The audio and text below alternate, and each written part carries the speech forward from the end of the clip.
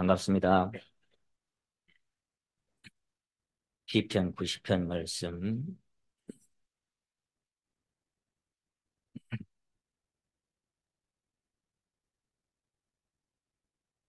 1절로 10절까지를 제가 읽겠습니다.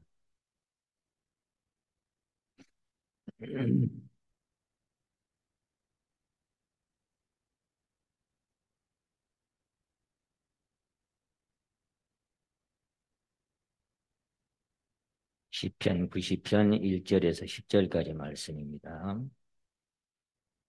주여 주는 대대에 우리의 거처가 되셨나이다. 산이 생기기 전 땅과 세계도 주께서 조성하시기 전 곧 영원부터 영원까지 주는 하나님이시니이다. 주께서 사람을 티끌로 돌아가게 하시고 말씀하시기를 너희 인생들은 돌아가라 하셨사오니 주의 목전에는 천년이 지나간 어제 같으며 밤의 한 경점 같을 뿐이니이다. 주께서 저희를 홍수처럼 몰아가시나이다. 저희는 잠깐 자는 것 같으며 아침에 돋는 풀 같으니이다. 푸른 아침에 꽃이 피어 자라다가 저녁에는 변화되어 마르나이다. 우리는 주의 노에 소멸되며 주의 분내심에 놀라나이다. 주께서 우리의 죄악을 주의 앞에 놓으시며 우리의 은밀한 죄를 주의 얼굴빛 가운데 두셨사오니 우리의 모든 날이 주의 분노 중에 지나가며 우리의 평생이 일시간에 다하였나이다. 우리의 연수가 70이요 강건하면 80이라도 그 연수의 자랑은 수고와 슬픔뿐이요 신속히 가니 우리가 날아가나이다. 아멘. 3박 4일 수양의 기간이 금방 이렇게 또 지나갔습니다. 이번 수양회 앞에 프랑카드를 어떤 말씀으로 걸까 이렇게 전화가 왔길래 어, 야고보서 4장 15절 이 말씀으로 정해서 걸자고 했습니다. 지난주 제가 서울에서 설교했던 설교 제목이 주의 뜻이면 이게 지난주 설교 제목이었는데요. 살아오다 보니까 오늘이나 내일이나 우리가 아무 도시에 가서 거기서 1년을 요하며 장사의 일을 보리라. 한미천 잡아보자. 그런 모든 플랜들이 참 덧없는 것들이구나. 예, 그런 생각들이 갈수록 많이 들어지고 모든 일을 그 마음의 원대로 역사하신 하나님의 뜻대로 우리 인생 항로가 흘러갈 수밖에 없는 것이구나. 이런 것들을 갈수록 깨닫게 됩니다. 같이 한번 소리내서 한번 읽어보실까요? 시작. 주의 뜻이면 우리가 살기도 하고 이것저것을 이것저것을 하리라. 네. 그다음에 할 것이거늘 이렇게 하면서 허탄한 자랑을 자랑하지 마라. 그건 악한 것이다. 이렇게 말씀하신 그 말씀 중에 한 말씀입니다. 여기 이 시편 90편은 유일하게 하나님의 사람 모세가 기록한 시편 90편입니다. 유일하게 딱 한 편을 솔로몬도 시편 한 편을 남겨놓고 또 에단인가 거기도 여기 또 어, 모세도 시편 90편을 한 편 딱 남겨놨습니다. 근데 저는 이제 모세가 이 하신 말씀들 보면은 주께서 인생을 사람을 티끌로 돌아가게 하시고 말씀하시기를 너희 인생들은 돌아가라 하셨사오니 주의 목전에는 천년이 지나간 어제 같으며 밤의 한 경점 같을 뿐인 것이다. 풀처럼 꽃처럼 피었다가 가는 것이 인생이더라. 그러면서 특별히 어, 여기 이제 9절에 보면은 우리 모든 날이 주의 분노 중에 지나가며 우리의 평생 일시간에 다하였나이다. 우리의 연수가 70이요 강건하면 80이라도 그 연수의 자랑은 뭐밖에 없어요? 수고와 슬픔밖에 없더라. 신속히 날아가는 게 인생이더라. 마치 그 야곱이 130년의 세월을 살고 난 뒤에 애굽의 바로 왕 앞에 섰을 때 내가 130년 살았지만 험악한 세월을 살았습니다. 그 얘기하고 또 맞아떨어진 얘기가. 이 모세가 몇 세 때 어느 환경에서 이 말씀을 기록했는지는 잘 모르겠습니다. 어쨌거나 인생을 거의 다 살고 나서 이 말씀을 쓰지 않았습니까? 120세까지 살았는데 70이요 강건하면 80이라고 하면서 그 인생이 살아가는 연수의 자랑은 수고와 슬픈 것밖에 없더라. 왜 모세는 이렇게밖에 기록을 할 수가 없었을까요? 왜 하나님의 사람으로 그 장대한 역사를 다 경험하고 보았으면서도 이렇게 인생의 연수가 70이요 강건하면 80이라도 그 연수에 자랑할 수 있는 것은 수고와 슬픔밖에 없다. 이렇게 예, 추억할 수밖에 없었을까요? 제가 지난번에 서울에서 겨울나무라는 주제로 말씀을 한번 드리고 오늘 두 번째 이제 겨울나무 투입니다. 근데 그 사도 바울이 이제 2차 투옥 때서 순교 당하기 직전에 디모데에게 보낸 디모데 후서 말씀을 읽다가 참 춥다. 그러니까 겉옷 좀 빨리 갖다 달라. 내가 겨울 되기 전에 빨리 좀 와라. 참 내게 있는 거 그 외투 딱 한 벌인데 그거마저도 내가 한 박 입고 안 갖고 왔다. 야. 그거 좀 빨리 갖고 왔으면 좋겠다. 겨울 되기 전에 좀 와. 큰 아시아인 형제자매가 다 나를 떠나버리고 나를 버려버렸어. 나와 함께 한 자가 하나도 없어. 그 말씀도 읽을 때 그 제목이 생각이 났어요. 겨울나무. 다 떨궈내고 홀로 서 있구나. 그런 생각이 들어서 제목을 겨울나무라고 지었는데 오늘은 모세를 통해서 이 겨울나무가 어떤 모습인지를 함께 살펴보고 싶습니다. 모세를 통해서 하나님께서 저에게 보여주신 인생사를 함께 나누면서 인생의 만고 풍상을 겪고 살아온 그 희로애락의 모든 세월들이 우연이 아니라 하나님의 손안에 있다는 것을 다시 한번 살펴보고자 합니다.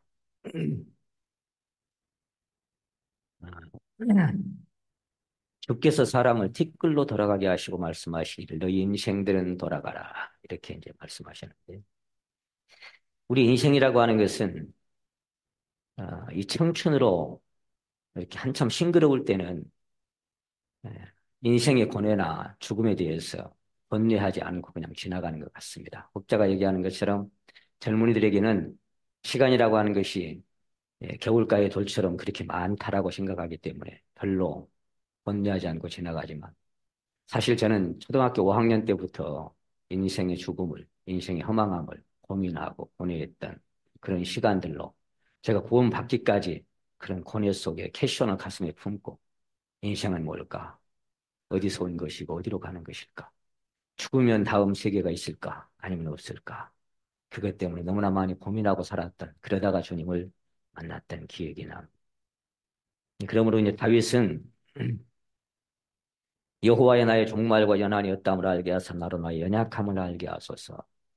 인생이 자기의 연약함을 안다고 하는 것은 자기의 종말이었다 하는 것을 인생이 얼마나 허망하고 얼마나 덧없이 갈 수밖에 없는 것인 것을 깨달을 때 비로소 자기의 연약함이 보여지는 것 같습니다. 그래서 다윗은 주께서 나의 나라를 손 넓이 만큼 되게 하시면 나의 일생이 주의 앞에는 없는 것 같사오니 사람마다 그 든든히 선 때도 진실로 허사뿐입니다. 진실로 각 사람은 그림자같이 다니고 헛된 일에 분용하지만 재물을 쌓고 살지만 그것을 누가 취하는지 아무도 모르는 게 있습니다.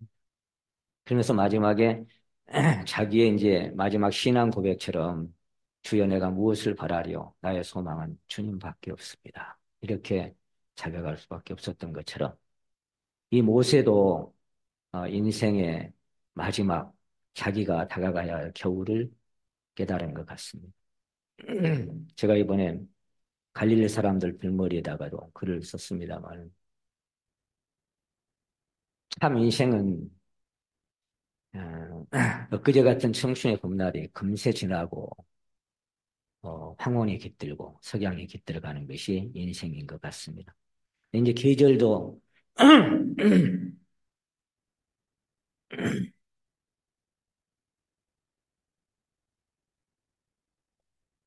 계절에도 봄, 여름, 가을, 겨울이 있듯이 우리는 인생에게도 봄, 여름, 가을, 겨울이 있다는 것을 지난번에 첫 시간에도 말씀드렸습니다. 모세의 봄날은 어디서 출발을 했을까요? 출애굽기 2장을 잠깐 찾겠습니다.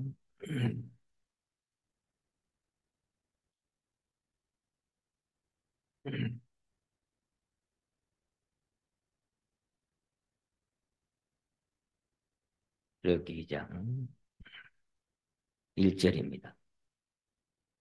네위 족속 중 한 사람이 가서 네위 여자에게 장가들었더니 그 여자가 잉태하여 아들을 낳아 그 준수함을 보고 그의 석 달을 숨겼더니 더 숨길 수 없이 되매 그를 위하여 가을 상자를 가져다가 역청과 나무 진을 칠하고 아이를 거기 담아 하수가 갈대 사이에 두고 그 누이가 어떻게 되는 것을 알려고 멀리 섰더니 바로의 딸이 목욕하러 하수로 내려오고 시녀들은 하수가에 거닐 때에 그가 갈대 사이에 상자를 보고 시녀를 보내어 가져다가 열고 그 아이를 보니 아이가 우는지라 그가 불쌍히 여겨 가로되 이는 히브리 사람의 아이로다. 그 누이가 바로의 딸에게 이르되 내가 가서 히브리인 중에서 유모를 불러다가 당신을 위하여 젖을 먹이게 하리이까. 허락을 받아서 그 참 영리하지요. 그 누나가. 그래서 이제 어머니를 데리고 와서 이제 어떻게 보면 돈 버는 거예요. 자기 자식인데 돈 받고 젖 먹이고 그런데 키워주는 거죠. 그 모세는 그 순간부터 그의 인생은 하나님의 뜻과 섭리 안에서 조율되고 하나님의 손에서 실제로 이끌어져 가는 그런 삶이 여기서부터 시작이 됩니다. 이 성경은 사람이 어찌 자기의 길을 알 수 있으랴 인생의 길이 걷는 자에게 있지 아니하니이다. 걸음을 지도하는 것이 자기에게 있지 않다라고 성경은 얘기하고 여러분 잘 아시는 것처럼 그래서 자기 운명을 자기가 다스릴 수 없는 한 치 앞도 모르는 인생길을 그 미지의 세계를 우리는 한 걸음씩 주님의 손에 이끌려서 걸어왔고 또 걸어갈 수밖에 없습니다. 전에도 말씀드렸듯이 이 기가 막힌 타이밍을 한번 오늘 잠깐 생각해 보십시오. 창세기 15장에 하나님께서 아브라함에게 네 자손이 이방에 개기되어 그들을 섬기겠고 그들 400년 동안 너희 자손을 괴롭게 할 것이다. 그리고 400년이 이제 4대가 지나고 나면 많은 재물을 이끌고 또 나올 것이다. 이렇게 이미 아브라함에게 창세기 15장에 예언을 하셨습니다. 그렇게 예언하신 하나님의 예언은 그대로 이루어져야만 합니다. 근데 그 일에 누가 필요해요? 그 일을 이제 이끌어갈 실제적인 주인공들이 필요하죠. 바로도 필요하고 모시도 필요하고 이제 등등의 사람들이 필요합니다. 하나님께서는 때가 되자 그들을 번성케 하셨습니다. 그래서 하나님께서 아브라함에게 약속하신 때가 가까우며 이스라엘 백성이 애굽에서 번성하여 많아졌더니 요셉을 알지 못하는 새 임금이 왕위에 오르매 그가 우리 족속에게 괴계를 써서 조상들을 괴롭게 하여 그 어린 아이들을 내어버려 살지 못하게 하였더라. 사도행전 7장에서 스데바니가 이렇게 이 모세의 시대를 이렇게 다시 재조명해서 설명하고 있습니다. 한번 생각해 보세요. 하나님께서 아브라함에게 약속하신 때가 가까움에 이스라엘 백성이 애굽에서 번성하여진지라. 그러니까 그들이 번성하는 것은 어디에 맞춰야 돼요? 하나님이 약속하신 400년 시간이 지나고 나올 때가 되면 또 번성이 되는 것. 그래야 하나님 역사가 이루어지니까. 그 약속은 그러니까 하나님이 언약하고 이번에도 그런 말씀을 하셨습니다마는 서약하고 명약한 것들은 반드시 말씀대로 성취되어 가는 것입니다. 그런데 그 요셉을 알지 못하는 왕이 나와서 그들을 미워하였더라. 그래서 어린아이들 남자가 남자 죽이라 그랬잖아요. 왜 그렇게 했을까요? 시편 대고편에 보면은 애굽의 애굽 왕의 마음을 변하여 그들을 미워하게 하심에 그랬어요. 그러니까 여러분 그 애굽 사람들이 400년이 차서 나갈 때가 되니까 그 왕들부터 시작을 해가지고 저것들이 만약에 전쟁을 일어나면 상대편에 서서 우리를 공격하면 어쩌냐. 그러니까 남자아이는 죽여버리고 취약하게 만들자. 그게 누구 머리에서 나온 거예요? 그들을 미워하게 하고 괴롭게 하는 게 누구에게서 나온 거예요? 하나님의 손에서 온 거예요. 그들을 미워하게 하사. 그러니까 여러분 우리 주변에서 누가 나를 미워하거나 힘들게 하거나 어떻게 하면 그 사람이 하는 게 아니에요. 사람 막대기와 인생 채찍을 통해서 우리를 때로는 훈련하시고 낮추시고 찢기를 제하시고 그런 과정들이 그것을 깨닫기까지 하루아침에 안 돼요. 그러니까 조금 건들면 탁 되는 거예요. 그게 안 보이니까. 저게 내게 왜 그래? 그런데 저게 아니고 그 위에 하나님의 손길이. 그걸 볼 수 있으면 그냥 받고 지나가요. 여러분 그런 단계까지 다 오셨으리라고 제가 믿고 이렇게 말씀을 드려보겠습니다. 그러니까 사람을 미워하거나 사랑하거나 이런 것들도 마음대로 되는 게 아니에요. 하나님의 섭리 안에서 지나가. 그래서 인간상 모든 일들이 하나님의 뜻과 섭리 안에서 조율되고 성취되어 갑니다. 바로가 놔주고 싶지 않았겠어요? 그 무시무시한 생전 보도도 못한 그 어마어마한 기적들이 10가지가 일어나는데 그래서 막 그 신하들이 와가지고 이제 좀 놔주라고 예굽이 다 망하게 된 것을 왕이 모르시나이까? 큰일 났습니다. 예굽 다 망했습니다. 그래도 바로가 안 놔줘요. 왜 그래요? 하나님이 그 마음을 강팍해 하셨으므로 하나님이 그 마음을 강팍해 하셨으므로 그게 계속 나옵니다. 아니 또 가라고 보내줬으면 안 쫓아가면 또 살잖아. 그런데 하나님도 강팍하게 하사 그들을 쫓아가게 만들었다. 이게 돼 있어. 그럼 그들을 쫓아가서 죽은 건 누가 죽인 거예요? 하나님이 죽인 거예요. 그러니까 사람의 마음을 강팍해 하신 것도 그들을 쫓아간 것도 미워하게 한 것도 사랑하게 한 것도 애굽 사람들한테 나갈 때에 금은 부하를 달라고 하니까 막 주는 거예요. 막 빨리 갖고 가라고. 그것도 뭐예요? 큰 재물을 이끌고 나오리라. 그 말씀 이루어져야 되잖아요. 나중에 성막 지려면 그거 필요하잖아요. 그러니까 하나님의 섭리안에서 그냥 그렇게 되는 거예요. 모든 인간 만사가 세상사가 우리나라 대통령이 어떻고 누가 어떻고 해도 성경은 뭐라 그래요? 다 순종하라 그러죠. 위에 있는 권세한테. 왜 그래요? 그들이 그렇게 하는 거야. 하나님이 세웠으니까. 하나님의 권세니까. 그렇게 기록을 하신 겁니다.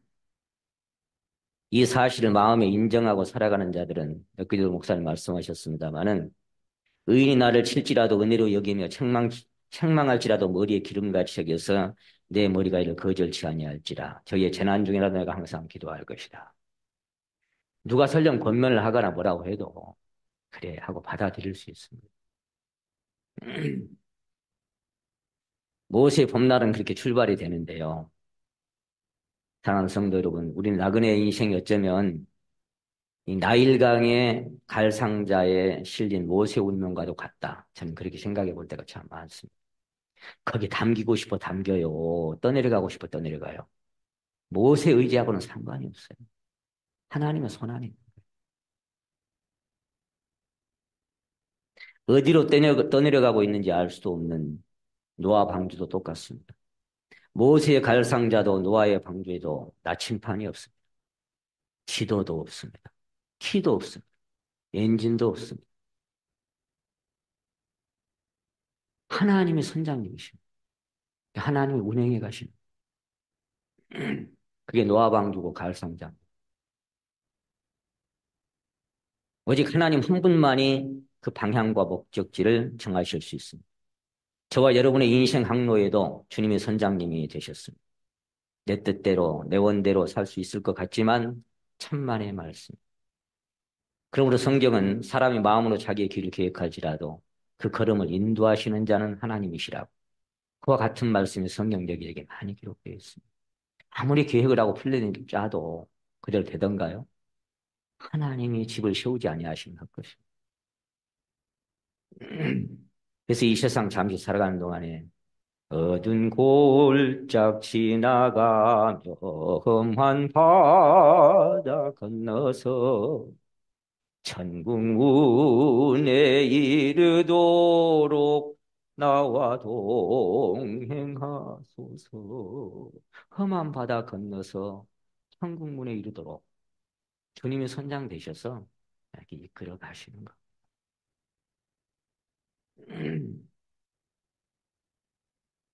그래서 이끄시는 곳이 때로는 내가 원하는 곳일 수도 있고, 너처럼 좋은 곳이라고 해서 바라보고 갔지만 또 쫄딱 망해서 도망 나올 수도 있고, 내 원대로 안 돼. 그냥 하루만 사는 것인데 어디든지 예수 나를 이끌면 어디든지 예수 함께 가리라 하는 길이 위태하고 험해도 그냥 따라가는 거예요. 가고 싶어 가는 것이 아니고 그냥 가는 거. 여러분 요게벳의 노랫말이 있어요. 그 모세를 갈상자에 담아서 띄워 보낼 때 그때 그 어머니의 마음을 노래한 것이 요게벳의 노래. 참 그 노래가 얼마나 그 가사가 의미가 있든지 제가 우리 한 성도님한테 좀 가르쳐 달래가지고 찾아서 제가 이거 한번 적어봤어요. 한번 들어보세요. 작은 갈대 상자 물이 새지 않도록 역청과 나무진을 칠하네. 어떤 마음이었을까? 그녀의 두 눈에 눈물이 흐르고 흘러 동그란 눈으로 엄마를 보고 있는 아이와 입을 맞추고 상자를 덮고 강가에 띄우며 간절히 기도했겠지. 정처 없이 강물에 흔들 흘러내려가는 그 상자를 보며 눈을 감아도 보이는 아이와 눈을 맞추며 주저앉아 눈물을 흘렸겠지. 너의 삶의 참 주인, 너의 참 부모이신 하나님 그 손에 너의 삶을 맡긴다. 너의 삶의 참 주인 너를 이끄시는 주 하나님 그 손에 너의 삶을 드린다. 그간을 구원하시리, 그간을 이끄시리라. 그간을 사용하시리, 그간을 인도하시리라.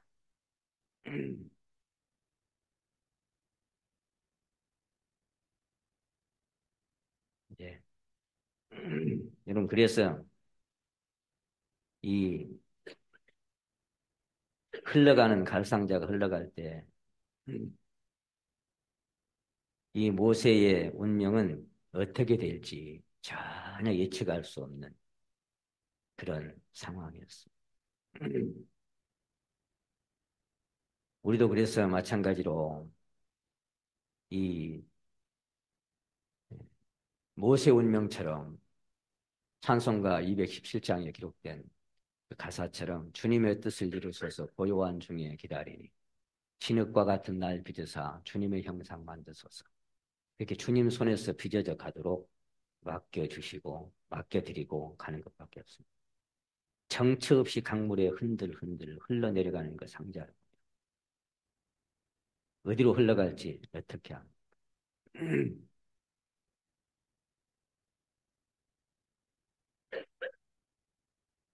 그래서 이, 이 타이밍을 한번 이렇게 생각해 보게 되면요. 참 묘한 것들을 이렇게 느끼게 됩니다. 헤스본 왕 시온의 마음을 강팍해 하신 것도 주변 국가들을 강하게 하시거나 약하게 하신 것도 애굽이 강대국이 된 것도 아모리 족속의 죄악이 아직은 차지 않았고 또 찰 때가 된 것도 천하의 범사가 기한이 있고 모든 목적이 이룰 때가 있는 하나님의 섭리 안에서만 지나가는 것입니다. 그래서 다윗은 압살롬 그 반역으로 맨발을 벗고 도망을 가는데 게라의 아들 시므이가 따라오면서 막 저주를 하잖아요. 아비새가 얘기합니다. 저런 개 같은 녀석이 누구를 감히 쫓아가서 목을 베어버리겠습니다. 그럴 때 다윗이 그랬어요. 가만두어라. 저가 저주하는 것은 여호와께서 저에게 다윗을 저주하라 하심이니 서로 저주하게 내버려 두어라. 그랬습니다. 저가 그렇게 내게 하는 것은 하나님이 그에게 그렇게 하라고 한 것이니까 그냥 내버려 둬. 여러분 그 단계까지 갔습니까? 그 단계까지. 여러분의 인격과 여러분의 심령의 그리스도의 형상이 그 단계까지 이루어져서 합니다. 내가 무슨 말을 들어도 파르륵 하지 않고 그래 주님이 그렇게 하셨는가 보다. 그렇게 받아들일 수 있던가요? 그렇게 다 됐으면 하산하라 하고 끝나야 돼. 근데 이게 그렇게 완벽한 단계까지 오신 분들 저부터 한 사람도 없어요. 계속 가고 있는 거예요. 계속 다루심을 받고 있는 거예요. 가만두어라. 그래서 애굽 왕이 이스라엘 백성을 미워하고 싶어 미워했겠습니까? 하나님께서 약속하신 때가 되니까 그럴 수밖에 없어요.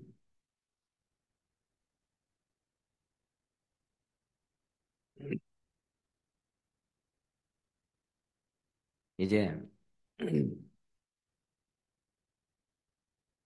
이 어머니 요게벳의 그 어릴 때 그에게 심어줬던 그런 교훈과 그런 정체성 그런 것들 아마 모세의 심령 안에 하나하나 배어 들어가서 자기가 누구인지 자기는 애굽 사람이 아니라 하나님의 백성인 것이 분명하게 심령 안에 이렇게 느껴지면서 살았을 것입니다.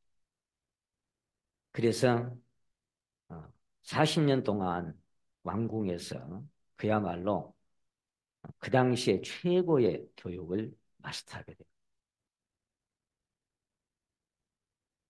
그래서 그는 가장 뛰어난 훌륭한 왕자로 훗날 애굽 왕의 후계자로 전혀 손색이 없는 사람으로 거듭나게 됩니다. 그는 자기 신뢰로 가득 찬 사람이었습니다.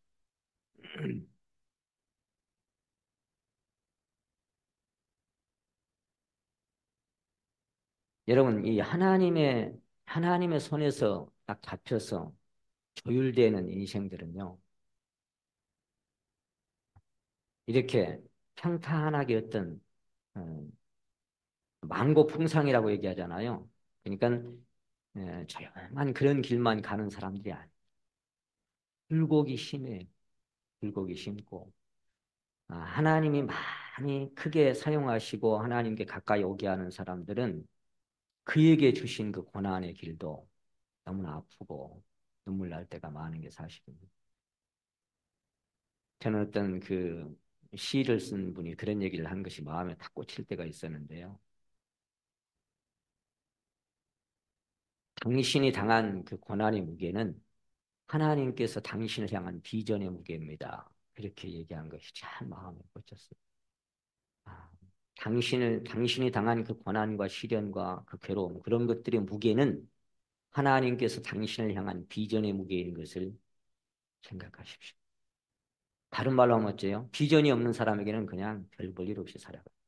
하나님이 분명한 비전의 무게를 두고 그 무게가 무거울수록 그 사람의 고난의 무게도 무겁다. 그런 거예요. 그래서 하나님이 이끌어 가셔. 한번 생각해 보세요, 아까. 그렇게 그 때가 되니까 번성케 하고 그렇게 나가게 하고 근데 저는 특별히 생각해 보고 싶은 것은 모세가 태어나는 시기와 날짜 숨겨서 길러진 3개월 3개월하고 뭐가 맞아야 돼요? 가을상자에 담겨서 나일강에 띄어지는 날짜와 시간 그 가을상자가 물결을 따라 흘러내려가는 속도와 목적지까지 소요되는 시간 그 타이밍을 한번 생각해 보시죠. 저는 그 생각할 때 기가 막히게 생각이 들어요. 정처 없이 흘러 이렇게 가는데 그 타이밍이 어디와 맞아야 돼요? 바로의 딸이 목욕하러 나와가지고 그 거리가 얼마일지 모르지만 그 물결의 속도와 그 또 강 가운데로 가갖고 나일강이 얼마나 커요. 강 가운데로 가갖고 저만큼 가버리면 또 어째? 그거 안 되잖아. 그러니까 그게 그 바로의 딸이 나와서 목욕하고 있고 목욕하는 그 가까이에 거기에 딱 걸려야 되는 거예요. 이게 누구 손길인 것 같아요? 이게 우연이야.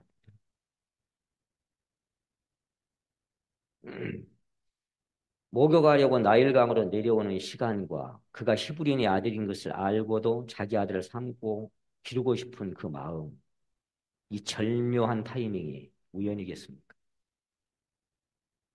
유모를 구해서 아이에게 젖을 먹이게 할까요? 제한된 그 지혜, 그리고 그 안에서 길러진 그 모세의 정체성, 하나님께서 미리 다 조율하고 계신 거예요. 모세는 전혀 알 수가 없어요. 우리도 마찬가지예요. 저도 이렇게 인생길을, 신앙의 길 걸어오면서 하나님 저에게 왜 이러실까? 하나님 저한테 왜 이러십니까? 이럴 때가 많은데 저는 모르니까 그렇죠. 몰라요. 근데 이제 참 지나고 나서 돌아보면 아, 하나님의 손길이었구나.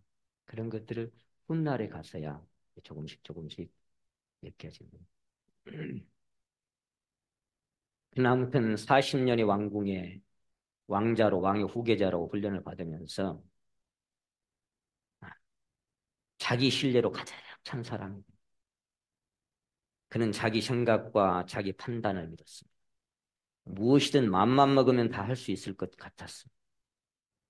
당시 가장 강대국인 애국 왕궁에서 40년간 최상급의 교육을 마스터하고 훈련을 마스터한 사나이. 그는 무서울 게 없었습니다. 저도 한때 그랬습니다. 겁 없이 살았던 적이 있었어요. 용기와 자존감이 하늘을 찌를 듯 높아 있었어요. 하나님의 사람 모세의 봄날은 그렇게 화려하게 지나가고 있었습니다. 그러나 봄날은 잠깐 또 지나가요. 사단은 이런 혼적 능력을 부축해서 자신이 익히고 마스터한 실력으로 무엇이든 할 수 있는 존재인 것처럼 착각하게 만들어갑니다. 그게 사단이 우리 전적으로 타락한 육신 안에서 역사하는 역사 중 하나입니다. 자기 신뢰로 가득 찬 사람들. 천상천하 유아독존 그랬죠. 자신이 최고라고 착각하는 착각. 최고가 되고 싶어하는 야망. 네가 네 마음에 이르기를 내가 하늘에 올라 하나님의 무별 위에 나의 보좌를 높이리라. 내가 북극 깊이의 산 위에 좌정하리라. 가장 높은 구름에 올라 지극히 높은 자와 비기리라. 주님은 말석에 가서 앉으라고 했지만 내가 거기 그게 사단의 그 혼적인 어떤 능력을 자꾸만 부추겨서 인간은 그렇게 이 세상은 그래서 태어날 때부터 1등을 향해서 달려가. 그래서 최고를 향해서 달려가. 근데 세상과 반대되는 것은 하나님의 손에 잡히면 자꾸 최고의 자로 가는 게 아니고 가장 낮은 곳으로 다운을 시켜가는 게 하나님의 손길이에요. 그게 세상과 우리가 걷는 길에 다른 길이에요. 우리 안에는 벼슬도 없고 높은 사람도 없어요. 우리는 가장 낮은 자가 하나님 앞에 가장 높은 자. 이 세상과 얼마나 달라요. 그게 하나님의 세계의 문제.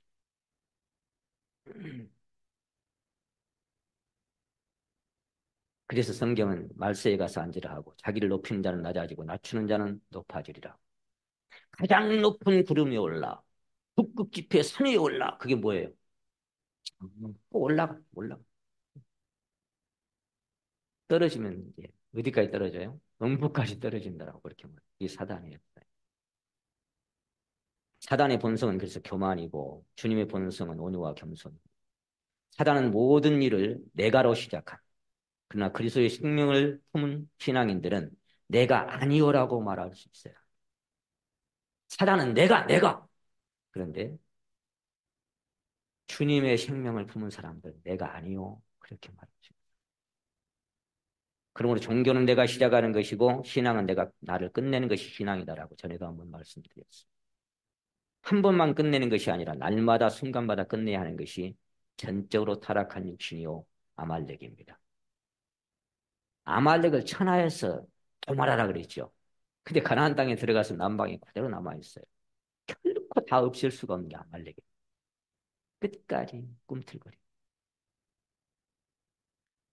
십자가에 자기를 끝낸 적이 없는 사람, 날마다 자기를 부인하고 자기 십자가를 지고 주님을 따르는 것이 무엇인지 아직 경험하지 못한 사람은 사도 베드로처럼 자신만만하게 얘기합니다. 다 주를 버릴지라도 나는 언제든지 주를 버리지 않겠다. 그가 하룻밤 사이에 자신이 참모습을 발견하고 어둠 속에서 홀로 통곡할 줄 상상이나 했겠습니까? 그는 적어도 진실했습니다. 주님과 함께 오게도 죽는데도 같이 가겠습니다. 거짓말했겠습니까?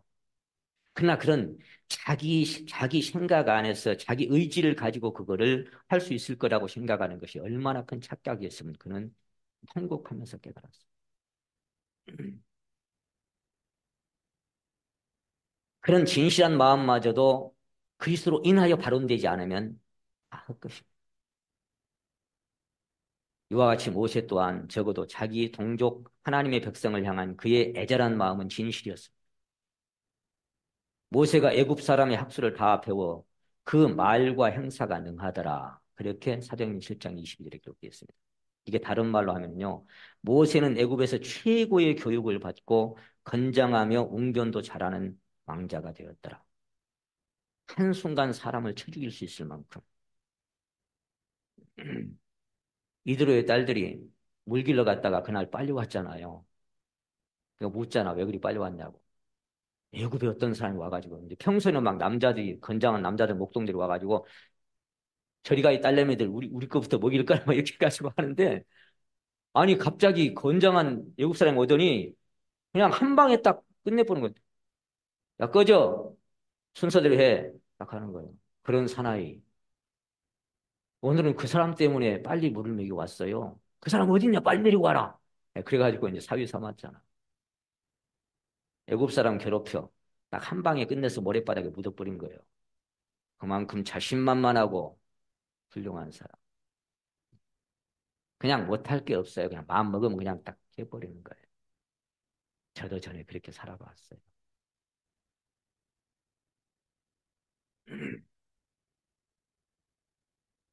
근데 나이 40이 되면 그 형제 이스라엘 자손을 돌아볼 생각이 나더니 한 사람이 원통한 일을 당함을 보고 저는 갈등이 좀 있긴 있었겠다 그런 생각이 들어요. 왕자의 자리인데 신분이 들통나면 끝나는데 그래 어째요? 그 두 가지 사이에서 갈등하던 모세는 자기의 정체성, 자기가 히브리 민족이라고 하는 거기에 무게를 더 뒀던 것 같습니다. 그래서 이 자식이 하고 그냥 한 방에 끝내서 쳐 죽여버렸어요. 이튿날 동족끼리 싸우니까 아니 왜 동족끼리 싸우냐 그또 하니까 어째요? 너 외국 사람 어저께 쳐 죽이더니 우리도 죽일래? 아차 일이 들통났구나. 그게 이제 바로에게 알려주니까 바로 갔지 죽이려고 이제 추적합니다. 자 그때부터 이제 도망가기 시작하죠.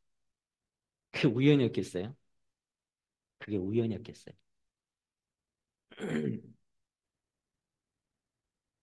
그래서 성경은 이렇게 기록하고 있습니다. 사도행전 7장에서 저는 그 형제들이 하나님께서 자기 손을 빌어 구원하여 주시는 것을 깨달으리라고 생각하였으나 저희가 깨닫지 못하였더라. 그 생각, 자기 생각. 하나님이 시작하지 않았는데 자기가 시작하는 것인가. 그럼 자기가 그렇게 하면 하나님이 자기 손을 빌어서 이 사람들을 구원해 줄 것이라고.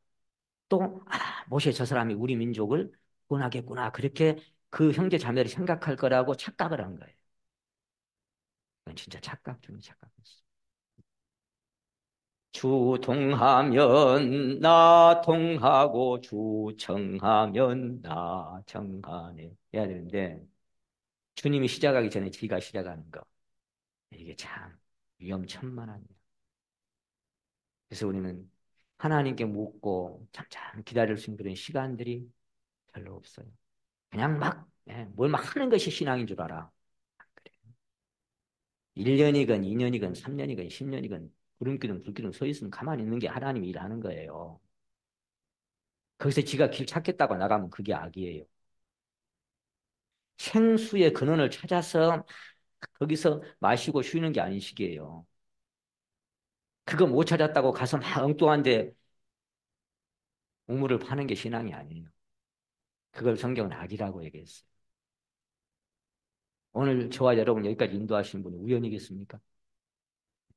하나님의 손길이었어요.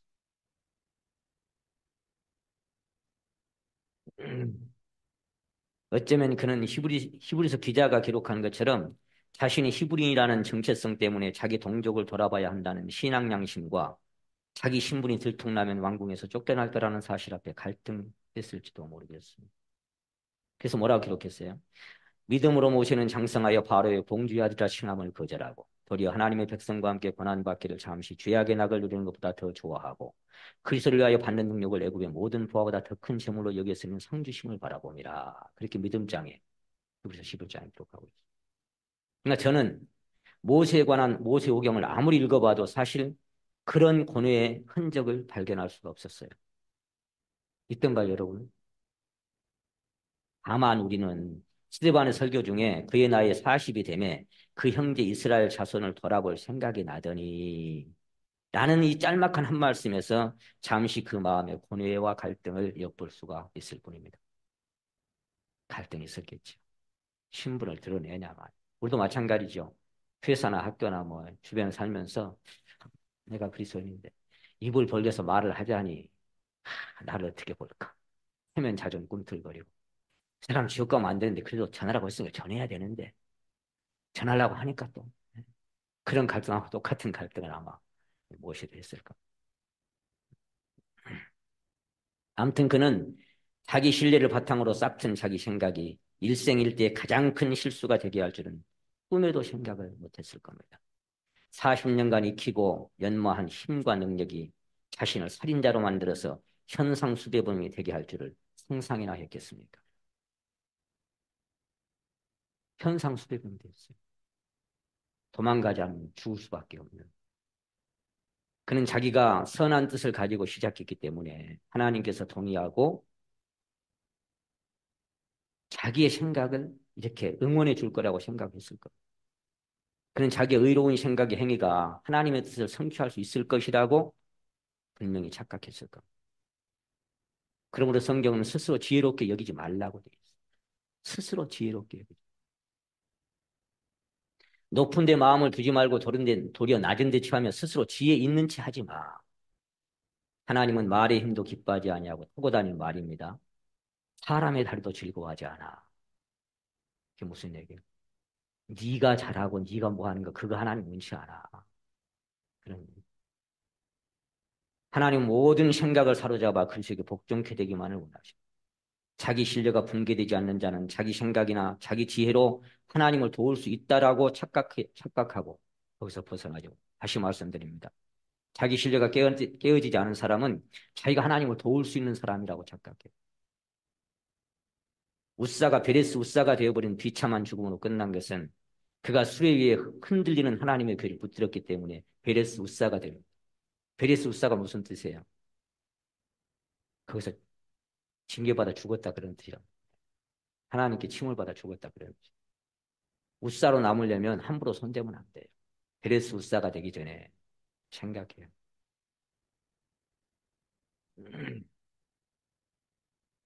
물론 처음부터 기회를 매지 않고 수레에 실은 것부터 잘못이었습니다만은 제껴두고 어쨌거나 이 사건을 통해서 우리가 배울 수 있는 것은 이 교훈은 인생이 자기 힘으로 하나님을 도울 수 있을 거란 착각이 얼마나 무서운 결과를 초래하는 것인지를 우리는 배워야 됩니다.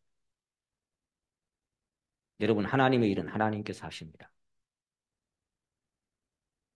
내가 행하리니 누가 막으리요. 너희 안에서 행하시는 이는 하나님이시니 너희 속에 착한 일을 시작하시니가 그리스도 예수의 날까지 이루실 줄을 우리가 확신하노라. 너희를 부르신 이는 믿으시니 그가 친히 이루시리라. 하나님의 일은 하나님이 하십니다. 때가 되면 하십니다. 너희 속에 하나님께서 원하시는 마음을 주신다. 소원을 두고 행하게 하시나니 그 말씀이 빌립보서 말씀이 어떤 말씀이냐면 하나님이 어떤 사람이 어떤 일을 하게 하려고 하면 그걸 하고 싶은 마음을 주셔요. 학계나 수렵밥이나 이런 사람들이 수년 동안 지체되고 있는 성전을 재건하지 않을까 했죠. 그들의 마음을 흥분시켜서 성전을 재건했다고 그랬죠. 그들이 했어요. 그들은 자기 집에 빨랐어요. 때가 돼도 안 돼. 말해도 안 돼. 그러니까 어째요? 하나님께서 그들의 마음을 흥분시켜서 성전 지어라야. 그러니까 그냥 짓는 거예요. 그것이 너희 속에 소원을 두고 행하게 하셔. 내가 한 것 같지만 네, 그게 아니라는 거예요. 하나님의 일은 하나님이 하시. 그래서 다 하고 나서도 내가 아니요.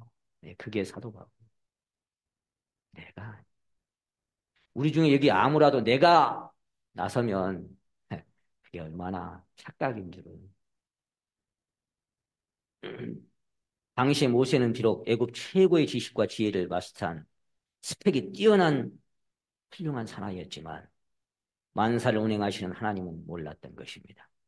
적어도 모든 일을 그 마음의 원대로 역사하시는 전능자에 대해서는 문의 아니었습니다. 그분은 몰라. 안다고 했겠지만 몰라. 아직. 그는 자기 생각과 자기 지혜로 자기 동족을 구원할 수 있을 거란 착각으로 시도한 일이 들통나게 되고 그것이 무서운 결과를 초래하라는 것을 몰랐습니다. 천하의 범사가 기한이 있고 모든 목적이 이룰 때가 있다고 성경은 말씀하셨습니다. 자기가 정한 때와 하나님이 정하신 때, 자기 생각과 하나님의 생각의 차이, 자기 방법과 하나님의 방법, 그 차이는 적어도 하늘과 땅 사이라고 이사야는 말씀하고 있습니다. 하늘과 땅 차이라. 음. 그래서 성경은 너희가 세상에서 지혜 있는 줄 생각하건 미련한 자가 되어라. 그래야 지혜로운 자가 되리라. 주께서 지혜 있는 자들의 생각을 헛것으로 하신다 하셨느니라. 스스로 지혜롭다고 여기는 자를 보느냐? 그보다 더 미련한 자에게서 차라리 얻을 것이 있다. 그러니까 하나님을 가장 별거 없이 생각하는 사람이 뭐냐면 스스로 지혜 있다고 생각하는 사람 보냐? 야, 그보다 미련한 사람한테 오히려 바랄 것이 그런 인생한테는 바랄 게 없어. 저도 그렇게 살았던 적이 있어서 참 죄송할 때가 많습니다. 스스로 뭔가 할 수 있는 것처럼, 스스로 지혜 있는 것처럼. 그래서 모세의 봄날은 그렇게 큰 교훈 하나를 남긴 채로 씁쓸하게 지나가고 있었습니다. 누구에게나 봄날은 있겠지만 그 봄날은 또 그렇게 잠시 지나갑니다. 저는 모세를 통해서 봄, 여름, 가을, 겨울 그리고 특별히 그 사람에게 허락된 봄날을 봤습니다. 보게 하셨습니다. 자, 이제 2막입니다. 모세의 여름. 오늘 오늘 겨울까지 갈란가 모세의 여름 2막이 시작됩니다. 성경은 그리 제가 많이 안 찾습니다. 시간이 많이 됐어요. 오늘 또 막 여기 앉아 계시면 특히 마지막 날은 야 대충 맞춰라. 야 팀 다 싸놨다. 아침에 차에 갖다 다 실어놨다. 야 운전만 하고 가면 되는데 뭘. 오늘 주일이잖아요. 제가 짧게 끝내야죠. 마지막에 그렇게 했던 성령님이 저한테 그러더라고요. 마음 푹 놓고 하세요, 목사님. 주일날이잖아요.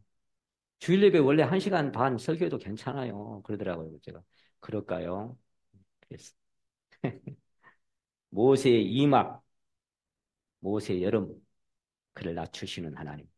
그는 미디안 광야로 도망하여 하나님께서 정하신 때까지 40년을 양치는 목동으로 살아가야만 했습니다.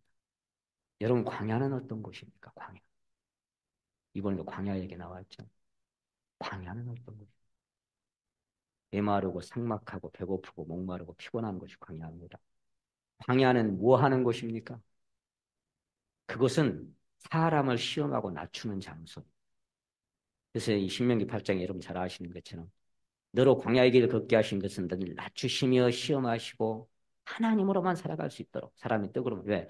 광야는 떡이 없으니까 하나님 없이는 살 수 없는 곳 그곳이 광야.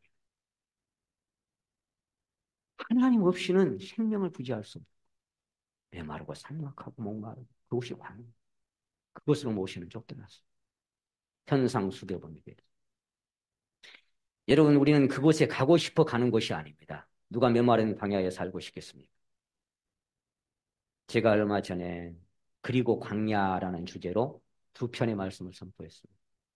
그리고 광야 제목이. 어떤 사람이 광야로 갔어요? 예수님이 성령이 충만을 받으니까 바로 광야로 갔어요. 세례 요한도 성령 충만으로 광야로 가. 앞선 선지자들이 다 그랬더라고요. 주님의 충만을 받으니까 다 광야로 가. 그곳이 광야. 우리 주님께서도 그곳에 가고 싶어 간 게 아니라 성령이 이끌려가고 무엇에도 유대민족이 하나님의 손을 이끌려 광야로 내모를 수밖에 없었던 그 사건도 하나님으로 인하여 간 것. 여호와께서 너를 애굽 종되었던 집에서 이끌어내시고 너를 인도하여 그 방대하고 위험한 땅 광야 불뱀과 전갈이 있고 물이 없는 간조한 땅을 지나게 하셨으며 무슨 얘기예요? 하나님 구름기둥 불기둥 그렇게 그쪽으로 인도했어요. 푸른 초장 좋은 데도 있을 텐데 그쪽을 거쳐야 돼. 그들이 가고 싶어 간 게. 우리 모임도 개인적으로 보나 모임적으로 보나 저는 그렇게 봅니다. 아, 우리 광야를 건너온 적이 있었구나. 때가 있는 거예요. 천하의 범사가 기한이. 왜, 이 모임이 왜 이러냐고 그럴 필요 없어요. 하나님이 걷게 하시는 광야는 광야에 있고 또 푸른 초장에 가게 하시면 거기도 있는 겁니다. 천하의 범사가 기한이 있어요. 원망 불평 해봤자 그거로 되는 거 아니에요. 하루 종일 불평하면 뭐 대부분 불평하고 앉아있게 그렇게 되는 거예요. 제가 네팔 그 벽원 중에 하나를 지난 수양도 잠깐 말씀드렸죠.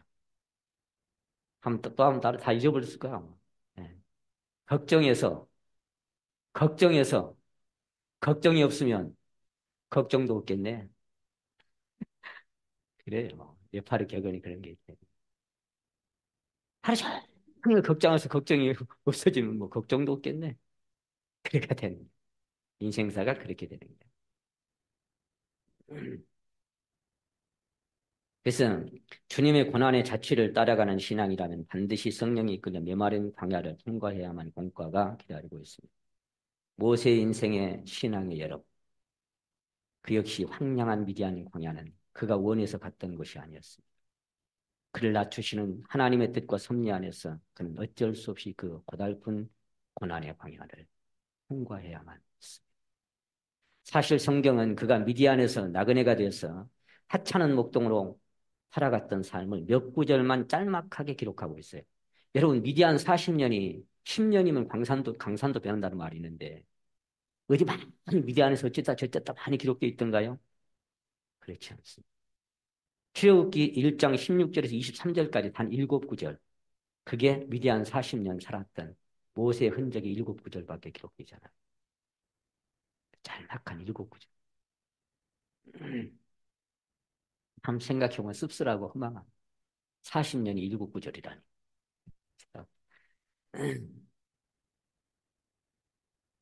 그러나 당시 최고 강대국이었던 애굽의 왕자로 하나님의 손에서 아무것도 아닌 자로 낮아지기까지는 자그마치 40년의 세월이 필요했다는 것입니다.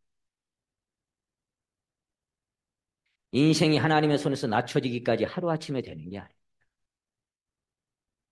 그러므로 욥은 그 모진 고난 중에 외치기를 욥기 16장에서 한번 따라해 보십니다. 그가 나를 꺾으시고 다시 꺾으시고 예. 용사같이 내게 달려드시는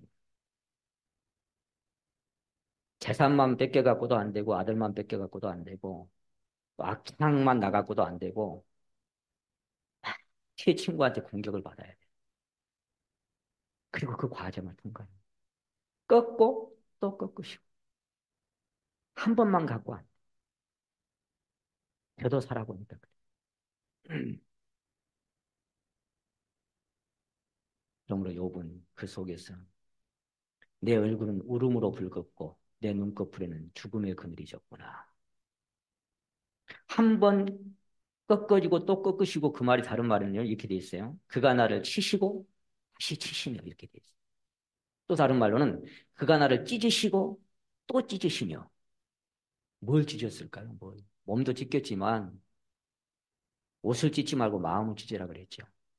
그의 마음은 그, 그 의지하고 둘 데가 없을 만큼 찢기고 또 찢기고 계속 찢겼어. 그가 나를 치시고 또 치시고 그가 나를 찢으시고 또 찢으시고 짠느 기용 자매님의 영혼의 포커스가 그겁니다. 추락했는데 보니까 또 다른 폭포가 기다리고 있고 또 추락해서 아픈데 또 추락이 또 기다리고 있고 그게 인생사. 특별히 하나님의 손에 잡힌 사람. 그래서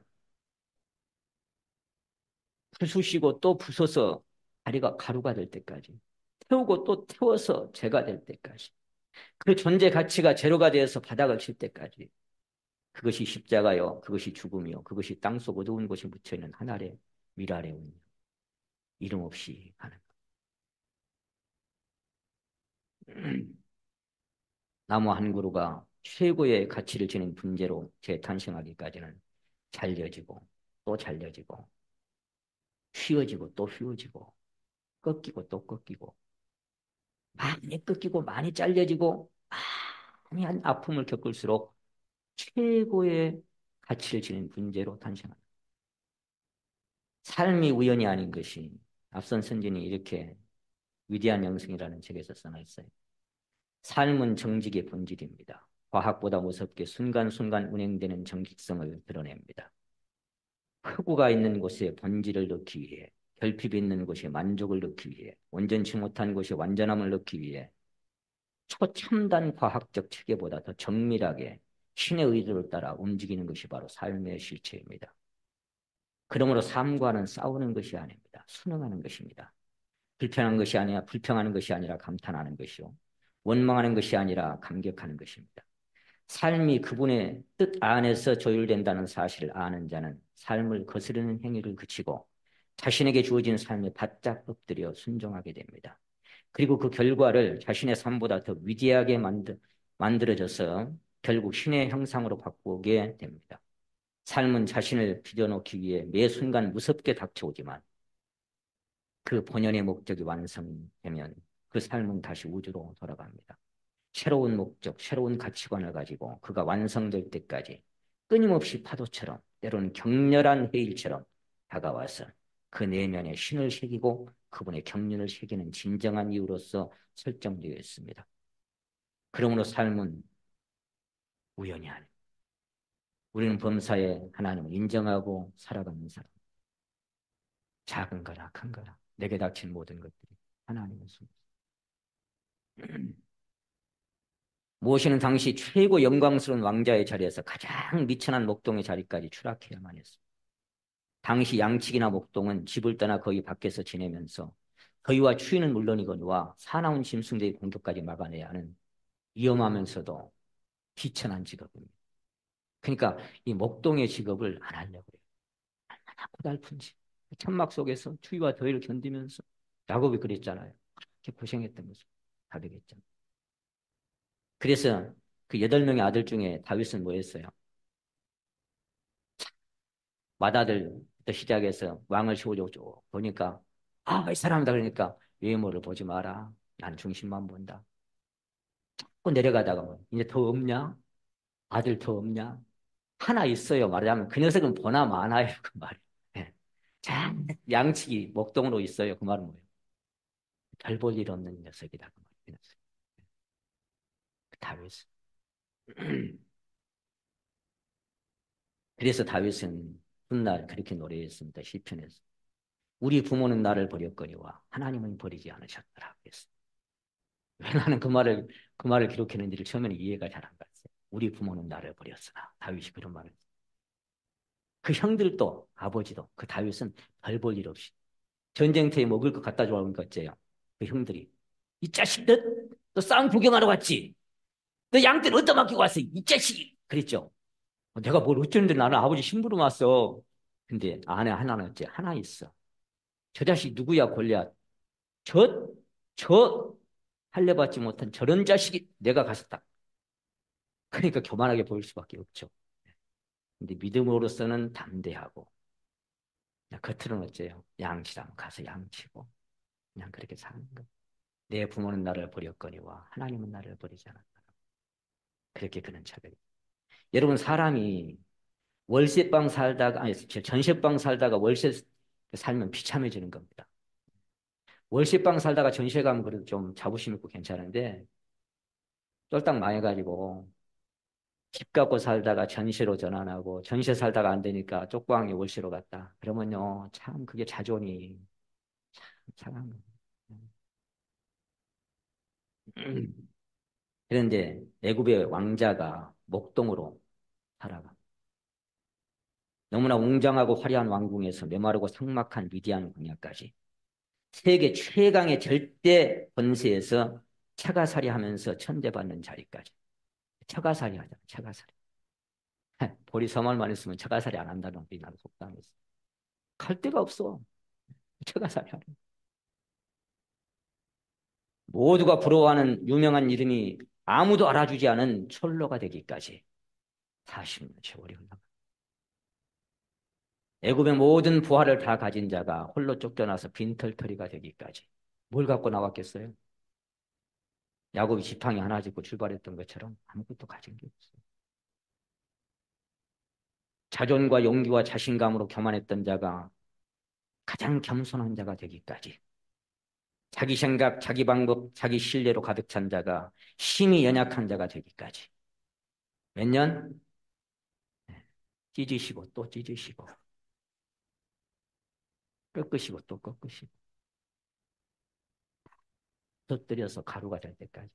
다 태워서 재가 될 때까지. 거기까지 가야 바닥을 쳐. 왕자로서의 자질과 총명과 명석한 두뇌가 다 녹슬어서 바보처럼 되기까지 40년. 젊고 건강한 육체에 문무를 겸비한 사나이에 정말 사나이 중에 사나이가 허약한 노인이 되기까지 수많은 신화를 거느리며 호령하던 자가 아무도 찾아주지 않는 외로운 자가 되기까지. 그게 미디안 광야. 하나님의 합한 자, 칭함받던 다윗도 우리 주님의 그 본회의 공과를 거쳐야만 했습니다. 내가 밤을 새우니 지붕에 외로운 참새 같습니다. 주여 나는 외롭고 괴롭사오니 나를 구원해 주소서. 그게 다윗이었어요. 그래서 여호와 나의 목자고 푸른 초장에 쉴만한 물가로 데려가지만 또 그 다음에 뭐가 나왔어요? 사망의 음침한 골짜기로 달려지라 그랬죠. 그냥 푸른 초장으로 쉴만한 물가로만 가면 안 돼요. 근데 사망의 음침한 골짜기가 있어요. 근데 하나 믿는 것은 뭐예요? 나의 평생의 선하심과 인자하심이 정녕 나를 따르리니 어디가 됐든 간에 결론은 여호와의 집에 영원히 갈 것이다. 그냥 거쳐가는 길이니까 나그네 행인 그냥 가보자. 모세는 어쩌면 만왕의 왕이요 만주의 주께서 한낱 천사보다 못하게 하신 천사보다 잠깐 못하게 하시면 이분 자리로 낮아졌던 그 그리스도의 길을 먼저 경험했던 다윗도 마찬가지죠. 그 누구도 무서워하지 않던 자가 살인자가 되어 쫓기는 신세가 되기까지 뭐든 다 할 수 있을 것처럼 대단했던 자신감이 아무것도 할 수 없다고 자백하는 자가 되기까지 한마디에 딱 포함되어 있죠. 주여 한번 바라보십니다. 보낼 만한 자를 보내소서. 다시 한번 주여 보낼 만한 자를 보내소서. 저는 모세 그러니까 딱 그 한마디로 다 집약되어 있더라고. 그 말씀 속.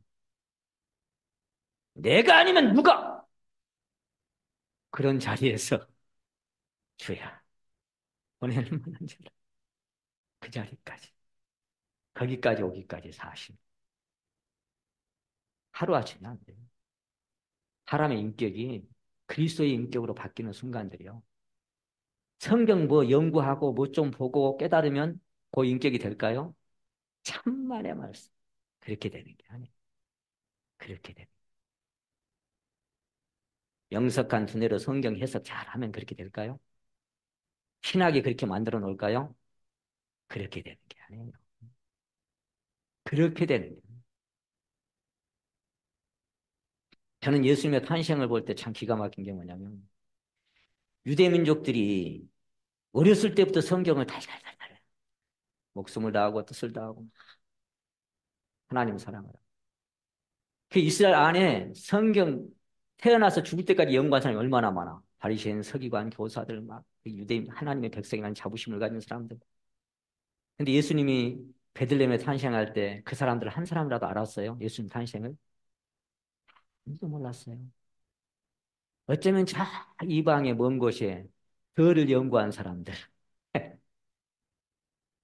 어쩌면 외인들, 하나님의 태어나심을 아무도 몰랐는데 그 나라는.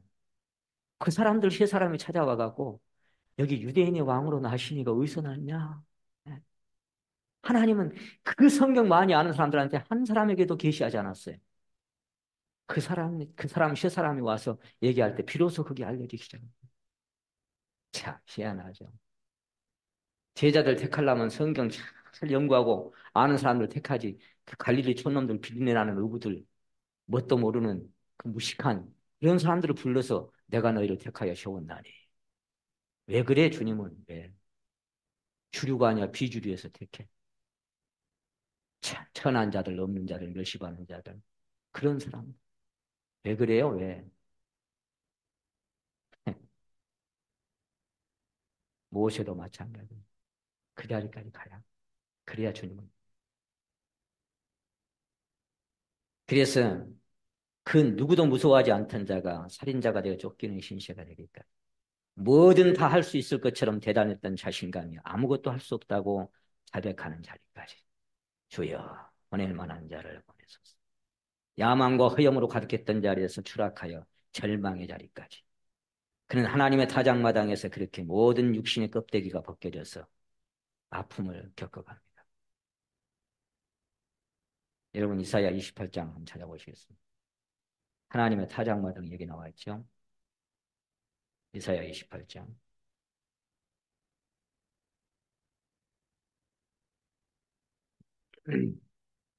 이사야 28장은 이스라엘 민족을 두고 하신 말씀들입니다.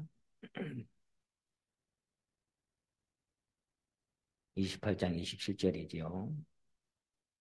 소회향은 도리깨로 떨지 아니하며 대회향에는 수리바퀴를 굴리지 아니하고 소회향은 작대기로 떨고 대회향은 막대기로 떨며 곡식은 부수는가 아니라 늘 떨기만 하지 아니하고 그것에 수레바퀴를 굴리고 그것을 말굽으로 밟게 할지라도 부수지는 아니하나니 이도 만군의 여호와께로서 난 것이라 그의 모략은 기묘하며 지혜는 방대하니라. 사람마다 다 달라요. 소해양이나 대해양이 뭐냐면은 우리나라의 참깨나 들깨 같은 그런 식물이에요. 향으로 쓴 재료인데 그게 익으면 우리 그 들깨나 참깨를 이렇게 말리잖아요. 말려가지고 그것들은 더리깨로도 때릴 필요가 없고 말발굽으로 밟을 필요도 없어. 그러니까 그냥 작대기로 그랬죠. 작은 작대기로 딱 떨면 참깨도 나오고 들깨도 나오고 그래. 그런데 막 밀이 있고 뭐 이제 곡식 뭐 다른 밀들 있잖아요. 이런 것들은 그렇게 되는 게 아니에요. 그러니까 수려바퀴도 구에다 굴려버리고 예. 그리고 말 발굽으로 밟아보기도 하고 여러분은 소회향입니까? 대회향입니까? 살짝 살짝 건들면 하나님 형상으로 빚어집니까? 여러분은 그런 사람인 것 같아요. 근데 저는 도리깨로 때리고 말 발굽으로 밟아버려야 될 사람. 그래도 안 깨져요. 근데 사실 하나님 목적은 뭐냐면 곡식은 부수는가? 아니라 그 말이야. 몹쓰게 내뿔라고 하는 게 아니라 그 항아리가 토기장의 손에 있은 같이 너는 내 손 안에 있느니라. 그걸 깨뜨려서 다른 그릇으로 만들려는 하나님의 과정이죠. 그래서 이렇게 되어 있어요. 어찌 미랄이 다서지도록 두드리겠느냐? 아니라 그렇게 되어 있고요. 무작정 두드리지 않는다. 다서지기까지 팔굽기를 굴리지는 않는다. 곡식을 도리끼로 두드려 떨지만 나달이 깨어져 가루가 될 때까지 두드리지는 않는다. 팔굽기를 곡식 위에 굴릴지라도 말이나 소가 밟아서 으깨지지는 못하게 한다. 이 목적이 뭐예요? 안에 깊이 박혀있는 알곡을 꺼내려고 하는 게 목적이에요. 그러니까 양파를 까는 것처럼 껍데기를 하나씩 벗겨가요. 아이고, 내게 이런 면도 있었구나. 한번 벗기고 이제, 벗겨진 것 같았는데 또 한 껍질이, 아이고, 내게 이런 것도 있었구나. 감춰진 것이. 또 양파 까듯이 한 껍질 벗기고 나면, 아이고, 그런 것도 내 인생 안에 있었구나. 갈수록 어째요? 하나님 앞에 자신이 양파까지 자꾸 벗겨지면 할 말이 없어요. 그냥 고개 쳐받고 주여. 하나님 불쌍히 여겨주시오. 여러분은 모르겠어요. 저는 갈수록 그렇죠. 하나님의 타작마당에서 모세는 그렇게 육신의 껍데기가 벗어지기 시작했습니다. 그 모세의 그 여름이 이제 가을이 될 때가 언제입니까? 신의 산에서 하나님을 만날 때, 그때부터 그는 그래서 껍질을 벗겨내는 과정은 아픔이고 고통입니다.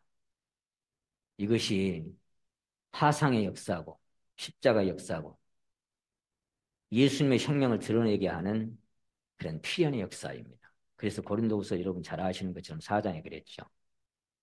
우리가 항상 예수 죽인 것을 몸에 짊어지면 예수의 생명도 우리 몸에서 나타나게 하려 합니다.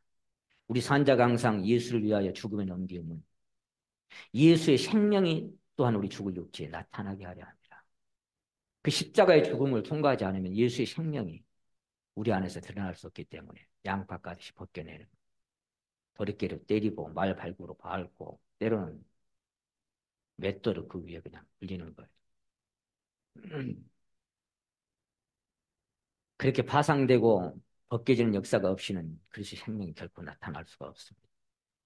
모세가 그 자리까지 추락하게 되는 것이 자기 뜻이었을까요?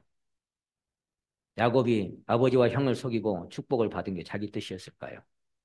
네. 태어나기도 전부터 내가 야곱은 사랑하였고 에서는 미워하였노라. 내가 막 기도만 하면 뭐가 될까요? 원하는 자로 말미암도 아니고 막 열심히 내면 뭐가 이루어질까요? 다른 박질을 하는 자로 말미암도 아니고 오직 긍휼히 여기시는 하나님으로 말미암으리라. 하나님이 하시는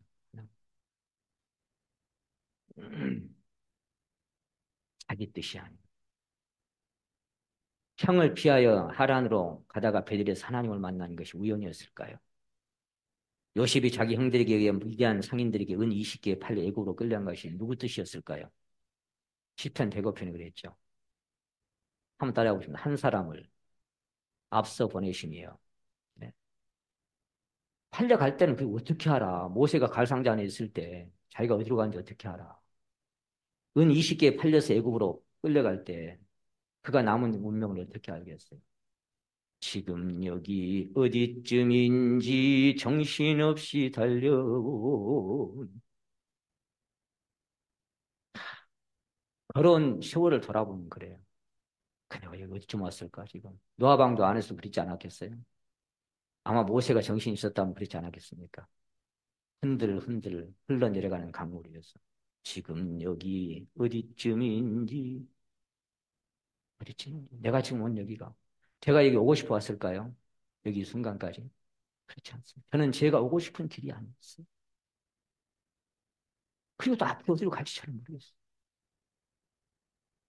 그냥 따라가는데 하나님의 이끄심이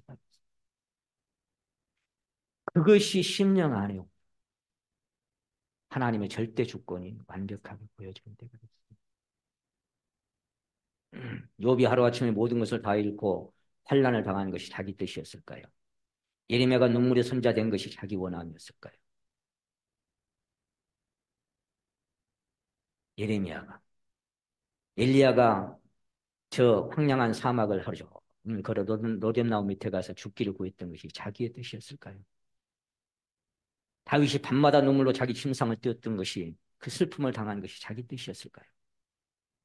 우리 주님께서 자기 십자가에 골고다 언덕에 달려 피 흘려 죽으신 것이 자기 뜻이었을까요? 두루마리 책에 기록된 것 같이 아버지의 뜻을 행하러 왔나요? 그것밖에 없어요. 사도 바울이 마음의 사형 선고를 받고 애통하는 마음으로 많은 눈물을 쏟은 것이 자기 뜻이었을까요? 고난의 공과는 선택 과목이 아니라 필수 과목입니다. 하나님은 어차피 모든 일을 그 마음의 원대로 작정하시고 역사하십니다. 그래서 인생의 걸음이 자기에게 있지 않습니다. 어쩌면 모세는 미디안 광야에서 40년 세월을 지나면서 그 마음에 하나님을 많이 원망했을지도 모르겠어요. 왜 그랬을까요? 자기 동족들을 원망했을까요? 아무리 생각해봐도 자기가 한 일은 하나님을 위한 일이었어요. 동족들을 위한 일이었어요. 자기 양심대로 행한 일이었어요. 내가 뭘 잘못했는데? 하나님의 백성이 고난받고 있는데, 그 내가 좀 구원해 보려고 했는데 뭘 내가 잘못했다고? 여기 몰아내서 40년 이 세월을.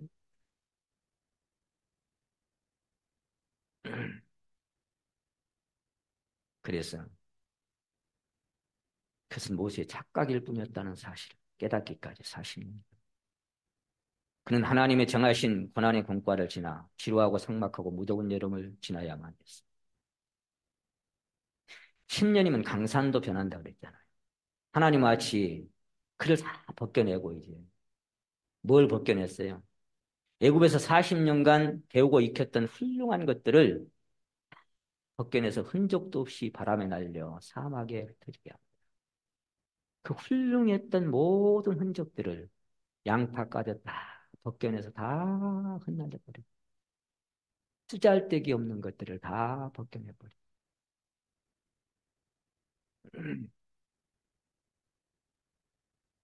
아무것도 남는 거 보낼 만한 자를 보내서 그때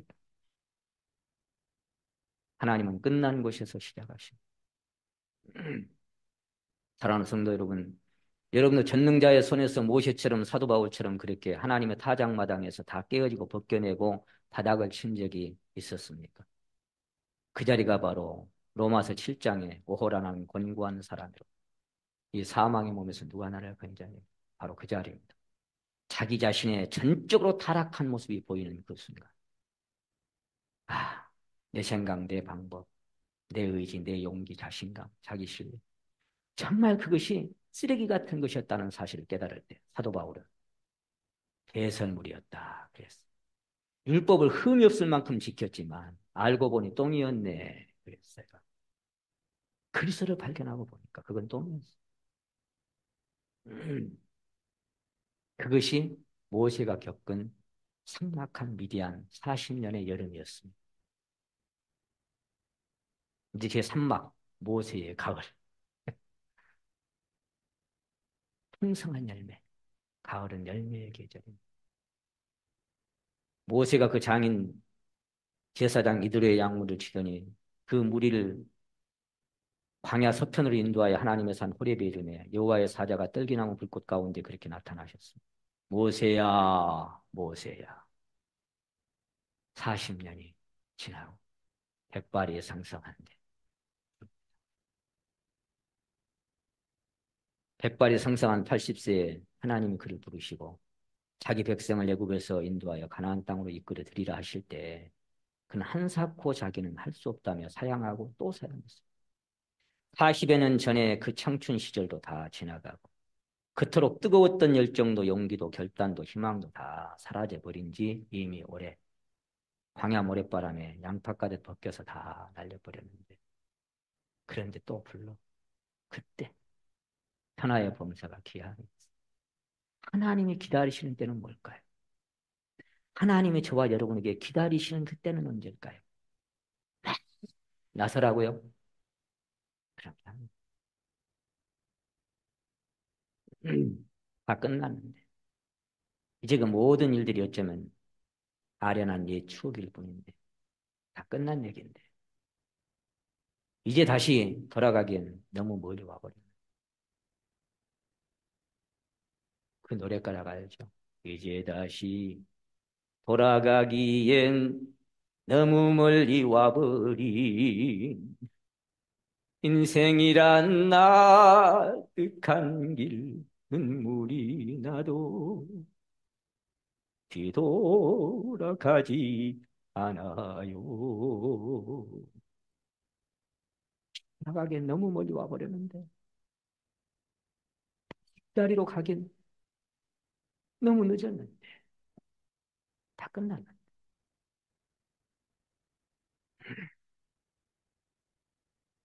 마치 주님을 다 버릴지라도 나는 죽을지언정 주님을 버리지 않겠노라고 굳게 다짐했던 사도 베드로가 주님을 셔보이나 부인하고 새벽닭 소리에 통곡하고 나서 어쨌어요? 야, 고기나 잡으러 가자. 그리고 갈릴리 바다에 고기 잡으러 갔죠. 무엇에도 어쩌면 이제 다 끝났으니까 그냥 자기 아내와 비록 처가살이지만 남은 여생 그 노후 거기서 그냥 지나갔으면 좋겠어요. 여러분 같으면 안 그러겠어요? 다 끝났는데 뭘 또 가라는 거예요? 어디로 가라는 거예요?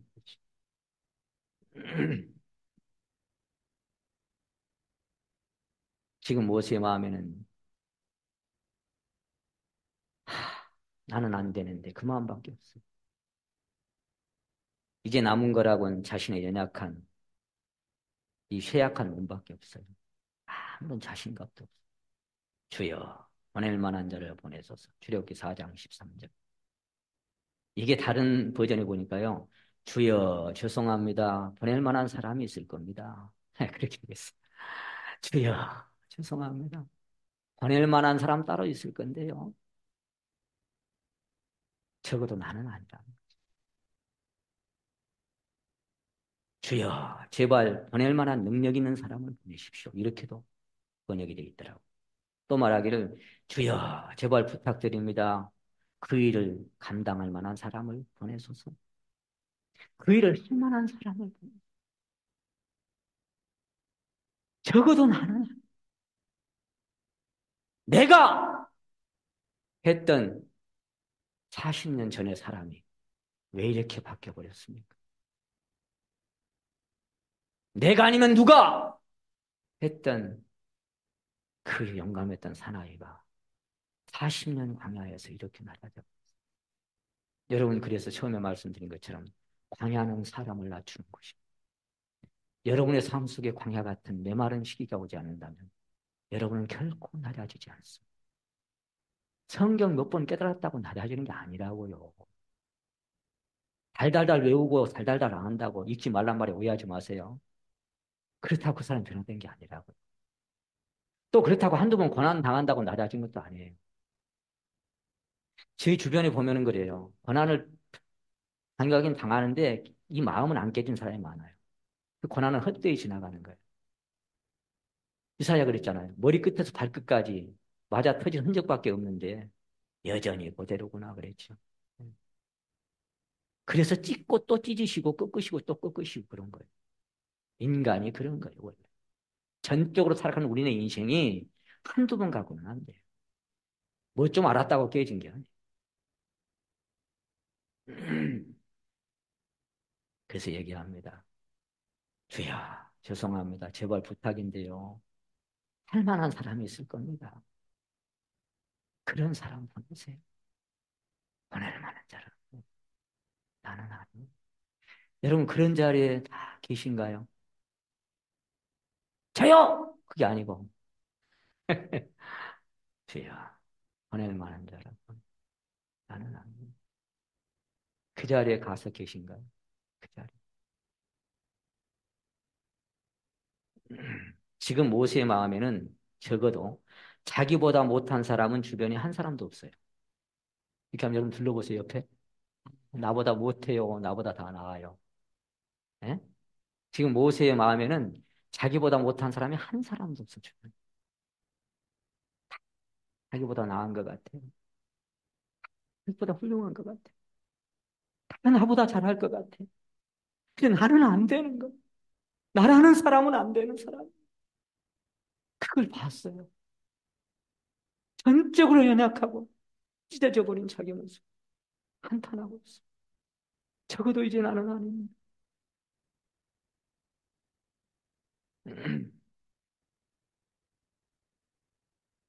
40년 메마른 광야의 삶이 그토록 자신만만했던 모세를 이렇게 만들어 놓고 말았습니다. 하나님의 일을 감당하기에 자신이 가장 적합한 자일 것이라고, 자신이 아니면 누가 그 일을 할 수 있겠느냐고, 그래서 그 명석하고 총명한 두뇌와 자신감으로 충만했던 그가 이제 주여 보낼 만한 자를 보내십시오. 그런 자리에 와 있습니다. 한사코 사용할 수밖에 없는 자리에 내려와서 바닥을 짚고 있습니다. 누가 모세를 그렇게 낮추었을까요? 누가 모세를 광야로 보냈을까요? 누가 모세를 그런 사람으로 만들었을까요? 광야가 그렇게 40년 광야가 그 사람을 그렇게 만들었어요. 그래서 이 안에 자존의 바벨탑은, 신성 불가침의 재단인 자존의 바벨탑은 그냥 하나님의 그 섭리 안에서 그의 손에 의해서 부서지고 깨어지는 거. 그런 사람들이 모이면 참 편해요. 하나님은 그때나 지금이나 연약한 자의 하나님, 약한 자의 하나님이시, 아무것도 없는 자에게 모든 것이 되시는 하나님이시. 근데 그런 사람들을 불러서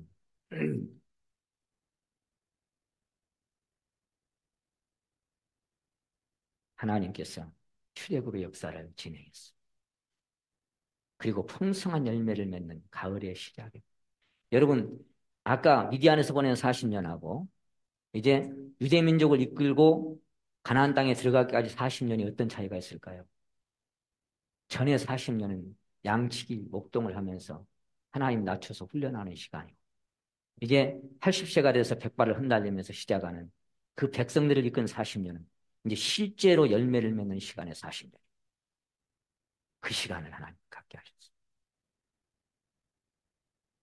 여러분, 그래서 하나님께서 베푸신 충만한 것들, 출애굽 이후에 느보산에 이르기까지 광야 40년은 하나님의 은혜와 긍휼로 아무것도 부족함이 없는 삶이었습니다. 적어도 누구에게만 실제적으로 그들도 만나를 먹고 메추라기를 먹고 반석에서 물을 마시면서 강같이 흘러나오는 곳에서 그렇게 풍성하게 살았지만 그것이 하나님의 은혜라고 여긴 사람은 모세와 여호수아 갈렙 아마고 몇 사람밖에 없어요. 나머지는 어째요? 그걸 누리면서도 원망하고 불평하고 목말라 죽겠다 배고파 죽겠다 애굽으로 돌아가자 거기 가마 곁에 있을 때는 부추와 파와 마늘과 그러니까 뭐세요? 그렇게 바닥을 찍고 완벽하게 자기 자신의 타락한 정말 아무것도 아닌 존재를 발견한 사람은 그 다음에 그 광야 세월 40년을 지나면서 풍족함을 느낍니다. 그래서 너를 애굽 땅 종되었던 집에서 인도하여 내서 광야 방대하고 위험하고 불뱀과 정갈이 그 물이 없는 간조한 땅을 지나게 하셨다고 하실 때 신명기 8장에서 하나님의 은혜가 아니면 살아갈 수 없는 그 여름의 열매를 가을의 열매를 맺게 하셨습니다. 그래서 시편 78편 52절에는 양떼같이 그들을 안전히 인도하셔서 그 성소의 지경에 이르게 하셨다라고. 거기에 하나님의 구름기둥 불기둥이 있고 하나님의 역사가 있고 하나님의 만나가 있고 하나님의 인도하심이 있고 하나님의 보호하심이 있는 그 40년을 모시는 감동. 그래서 모세는 그렇게 얘기합니다. 신명기 1장 31절에서 광야에서도 너희가 당하였거니와 사람이 자기 아들을 아는 같이 너희 하나님 여호와께서 너희 행로 중에 너희를 안으시고 드셔서 여기까지 오게 했다고 했어요. 하나님이 안고 오셨다고 얘기합니다. 모세는 그렇게 느끼지만 그 은혜를 백성은 느꼈을까요? 똑같은 환경을 겪는데 백성들은 원망과 불평밖에 없어요. 모세는 얘기합니다. 하나님이 아들을 아는 같이 너희를 안고 여기까지 왔어야. 너 그거 알아? 신명기 8장에는 이 40년 동안에 네 의복이 휘어지지 아니하며 네 발이 붙들지 아니하고 32장에 뭐라고 하면 마치 독수리가 날개를 펴서 그 새끼를 얻는 것처럼 너희를 업고 이곳까지 온지 아니야. 아까는 어찌 안고 왔다 그랬죠. 이제는 업고 왔다고 얘기합니다. 자녀를 안고 업고 오는 것처럼 왔다라고 모세는 그렇게 느끼고 살아. 보낼 만한 자라 보내소서 그랬는데 이제 모세를 통해서 그 하나님이 주신 풍성한 열매가 맺혀지는 가을을 지나게 하셨어. 성경은 에베소 1장 3절에서 그리스도 안에서 하늘에 속한 모든 신령한 복으로 복 주셨다고 되어 있습니다. 그러면서 신명기 33장 28절에 이렇게 기록되어 있습니다. 이스라엘이여 이스라엘이여 그러면서요. 한번 따라해 보십니다. 너는 행복자로다. 모세는 그렇게 얘기합니다. 이스라엘이여 너희는 행복자로다. 여러분 행복자 맞습니까? 행복하십니까? 예, 너는 행복자로다. 근데 그들은 원망과 불평밖에 안 했지만 모세는 아는 거예요. 아, 이 하나님의 품 안에 있어서 하나님의 손 안에 있는 이 순간들이 지난 40년 생각하니까 행복한 인생이라는 거죠. 하나님의 손에 잡혔어요. 너무 괴로울 때는 그래도 차라리 죽여달라고 울기도 했지만 그래도 하나님의 행복자라는 것을 그는 알고 지나갔던 것입니다. 하나님은 모세에게 능력의 지팡이 하나를 주어서 그 엄청난 일들을 경험하게 하시고 자 이제 그에게도 봄, 여름, 가을을 지나 겨울이 다가옵니다. 그가 바랐던 한 가지 소망 여호와여 구하옵나니 나로 건너가서 거기 한번 찾아볼까요? 신명기 3장 잘 아시는 것처럼 그냥 한번 찾아보고 있습니다.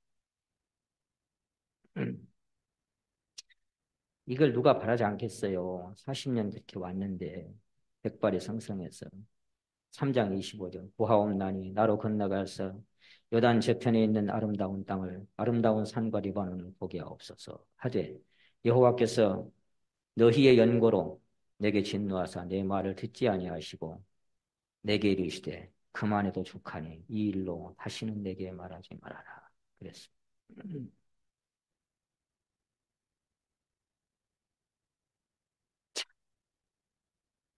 위대한 광야에서 40년간 그렇게 나자죠. 그리고 다시 백성을 거느리고 40년 세월을 만. 이제 80살이 시작했으니까 몇 살이에요? 120살이 됐죠. 120살. 그의 인생의 겨울이 다가오고 있습니다.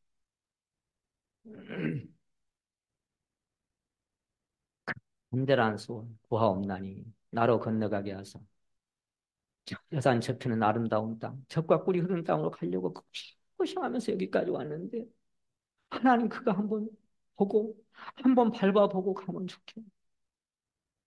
하나님 내게도 좀 실수 하나 했지요. 명하여 물을 내라고 했는데 지팡이로 2번 친 거. 그게 모세의 실수였지. 근데 모세는 그럽니다. 너희 때문이다. 내가 성이 나서 친 것이 너희 때문이다. 그 말. 모세도 어쩔 수 인간이지만 모든 인간 중에 가장 온유한 자라고 그렇게도 말씀하고 있죠.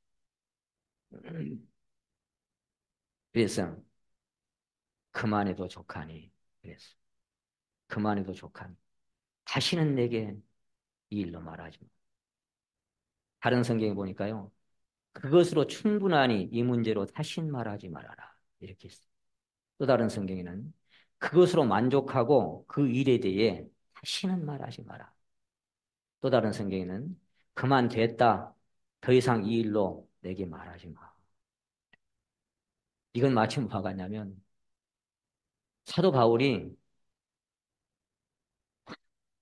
복음 전하고 춥고 굶고 헐벗고 그것도 힘드는데 사단의 사자를 주셔서 육신의 가시를 줬잖아요. 몸이 만신창이되고 눈도 어둡고 아파. 불편하잖아요. 사람이 아프면 하나님 앞에 좀 더 아프게 해주십시오. 그렇게 기도한 사람 한 사람도 나는 못 봤어요. 저부터도 누가 더 아프게 해달라 그럴까? 낫게 해달라 그러지. 근데 낫게 해줬어요? 안 해줬어요? 그만해도 족하니. 모세에게 했던 대답이 사도 바울에게 했던 대답. 그만해도 족하니. 내 은혜가 내게 족합니다. 그게 무슨 얘기야? 거기까지다. 그만. 네 인생의 삶은 거기까지. 그럼 거기서 그냥 내려놓고 끝나면 돼. 그만해도 족하니.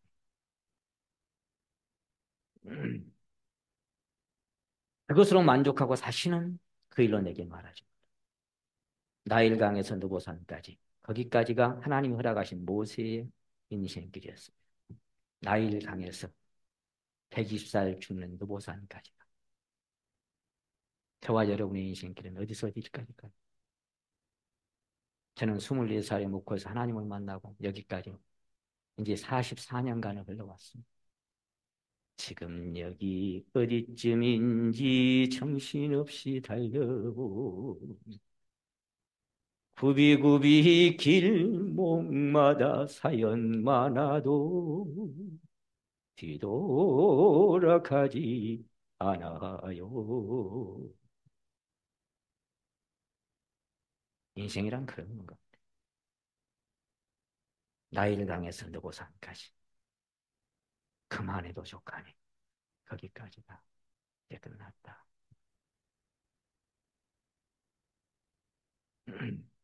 우리 주님의 삶은 베들레헴에서 그 마국간에서 갈보리 언덕까지 그 마국간에서 갈보리 언덕까지 나는 기록된 대로 가거니와 나는 작정된 대로 가고 저와 여러분의 삶은 하나님이 어디서 어디까지 작정하셨을까요? 모세는 말합니다. 그는 뜻이 일정하신 누가 능히 돌이킬까? 그 마음에 하고자 하시는 것이면 그것을 행하시나니 그런즉 내게 작정하신 것을 행하실 것이다. 어디서 어디까지인지 난 잘 모릅니다. 한 가지 아는 것은 나의 가는 길을 오직 그가 아시나니 그가 나를 단련하신 후에는 정금같이 나오리라. 그것이 천국에 있을지 이 세상에 있을지 나는 모르지만 그렇게까지 가는가? 사도 바울의 삶은 다메섹 도상에서 로마 감옥을 거쳐 전두대의 목이 잘린 그 순간까지가 하나님이 작정하신 길이었어요. 저와 여러분의 삶은 어디서일까요? 우리 모두의 인생길에도 어느 날인가는 하나님이 말씀하실 때가 있을 겁니다.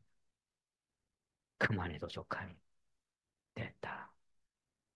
거기까지 이제 가자. 겨울이 지나면 여러분 아가서 2장 10절이 옵니다. 겨울이 지나면 나의 사랑 나의 의여 분자야 일어나서 함께 가자. 겨울도 지나고 비도 그쳤고 지면에는 꽃이 피고 거기가 여기가 아니고 새해 노래할 때가 이르렀는데 비둘기 소리가 우리 땅에 여기가 아니고 우리 땅에 들리는구나. 나의 사랑 나의 의여 분자야 일어나서 함께 가자. 겨울이 지나면 그날도 겨울도 지나고 비도 그쳐 낮에나 밤에나 눈물 머금고 내 주님 오시기만 고대합니다. 제가 찬양 부를 때 참 많이 봅니다. 왜 눈물을 머금고 기다릴까요? 왜? 고적하고 쓸쓸한 빈들반에서 팔팔 타오르던 용기 쓴 때도 있었는데 이제는 희미한 등불만 밝히어 놓고 꺼질 것 같아요. 그래서 두려울 때도 있어요. 오실 줄만 고대하고 기다리오니 오 주여 이 시간에 오시옵소서. 제가 그제 어떤 성도님들하고 여기 와서 교제를 잠깐 하는데요. 작년 마지막 날 마지막 밤에 기도할 때 뭐라고 기도한지 아냐? 주님, 왜 금년에도 안 오셨어요? 그렇게 기도했다고 하니까 그 성도님이 저도 그랬는데요. 주님 왜 금년에도 안 오셨어요? 오늘 달력의 마지막 날 마지막. 또 새날이 밝았는데 금년에는 오실란가? 제가 뭘 잘해서 기다릴까요? 그렇지 않습니다. 제가 설교 때도 가끔 말씀드리지만 전에는 주님 오시면 가장 가까이 쫓아가서 발등상 붙들고 울고 싶었는데 요즘 주님 오시면 보이지도 않은 저 먼데 혼자 꼬꾸러서 울고 있을 것 같아. 그렇게 주님 앞에 죄송하고 부끄러워서 안 들을 것도 면류관은 부사하고 책망만 받을 것 같아서 죄송합니다.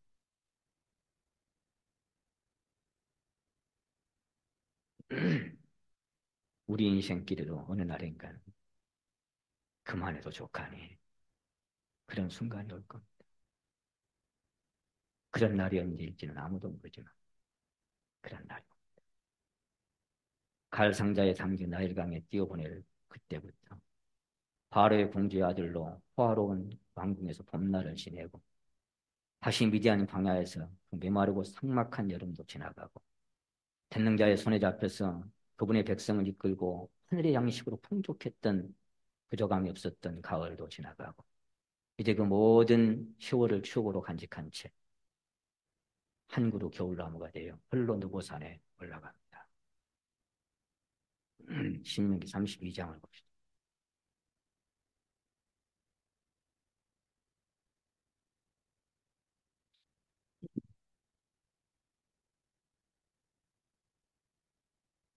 34장으로 가겠습니다.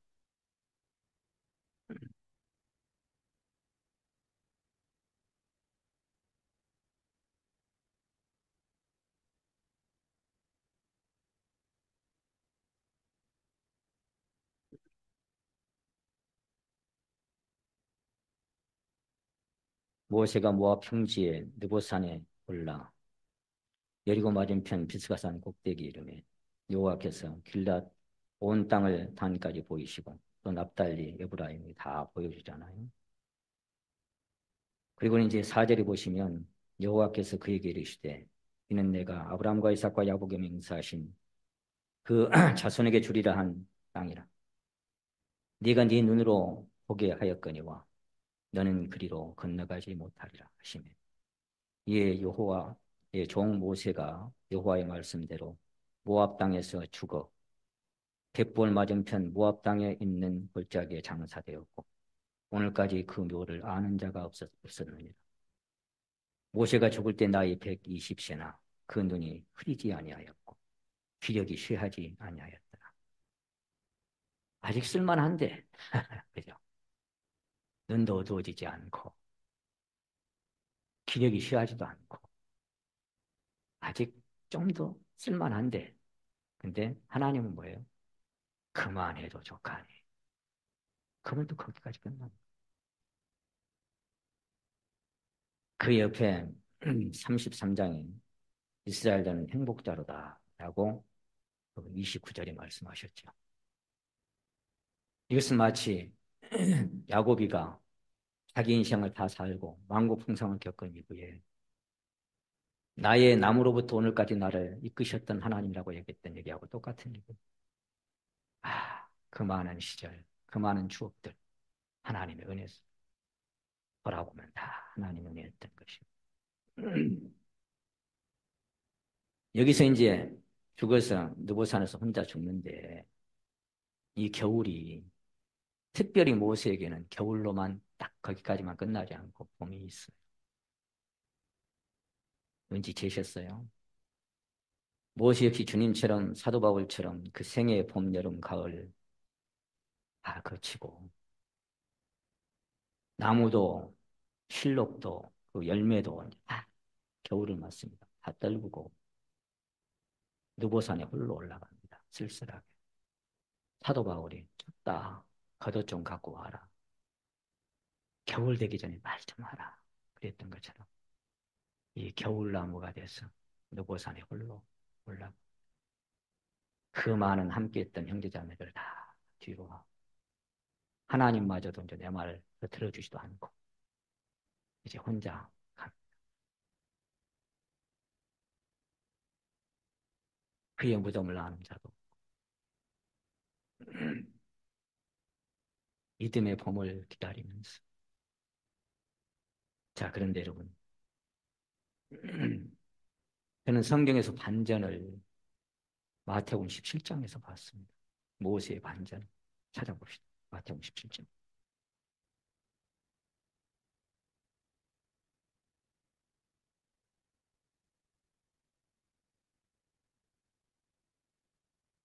모세 인생의 반전이 17장 마태복음 17장 1절입니다. 엿새 후에 왜 엿새가 나올까요? 인간 역사 6천년 후에 부활된 우리 모습을 여기 말씀하고 있습니다. 베드로와 야고보와 그 형제 요한을 들이시고 따로 높은 산에 올라가셨더니 저희 앞에서 변형되사 그 얼굴이 해같이 빛나며 옷이 빛과 같이 휘어졌더라. 때에 누가 왔어요? 예, 모세와 엘리야가 예수로 더불어 말씀하시는 것이 저희에게 보이거든요. 베드로가 예수께 여짜오되 가로되 주여 우리가 여기 있는 것이 옳사오니 주께서 만일 원하시면 내가 여기서 초막 씻을 때 하나는 주를 위하여 하나는 모세를 위하여 하나는 엘리야를 위하여 하겠습니다. 참 저는 얼마나 이 모세의 봄, 여름, 가을을 지나서 겨울은 추운 계절이면 소망의 계절이에요. 봄을 기다려. 믿음의 봄을 기다려. 겉으로는 떨구고 민낯을 드러내서 하나님 앞에 부끄러운 모습으로 서 있죠.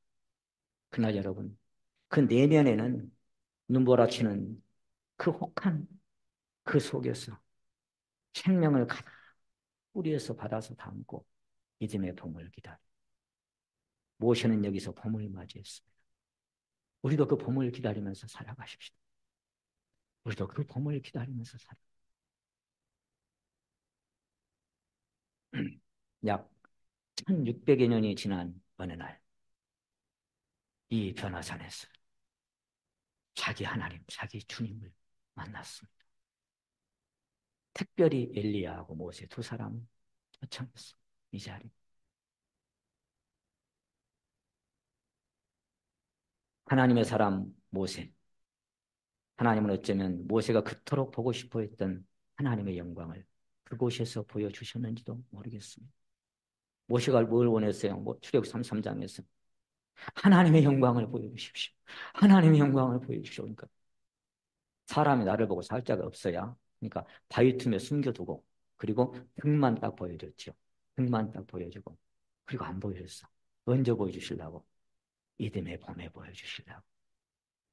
홀로 맞는 외로운 느고산의 죽음의 겨울을 지나서 그 겨울나무에 가득 담긴 생명으로 이 봄날을 보여주시려고. 이 봄날 나를 건너가서 그 땅을 보게 해달라는 그 소망도 이루어졌습니다. 이스라엘 땅 가나안에 이 사람 모았습니다. 그 소망했던 하나님의 영광을 보여주십시오 했던 그 영광을 여기서 하나님 그 기도를 들어주셨습니다. 그 영광을 보여주셨습니다. 저 건너편 강언덕에 아름다운 낙원, 바로 그곳에 겨울도 지나고 피고 그쳐 지면에는 꽃이 피고 새 노래할 때가 있더니 그들의 소리 우리 땅에 들린다. 얘들아 가자 일어나라. 그리고 이 이듬해 봄에 이분들을 우리가 똑같이 만날 겁니다. 주님과 저는 부끄럽게 만나겠지만 여러분은 다 면류관 던져드리면서 만나십시오. 하나님의 바람.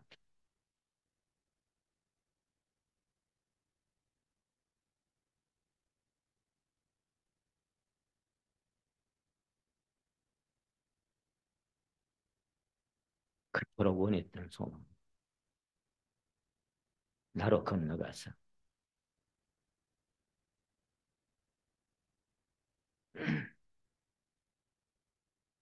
저 아름다운 땅을 하나님의 영광을 보여주십시오.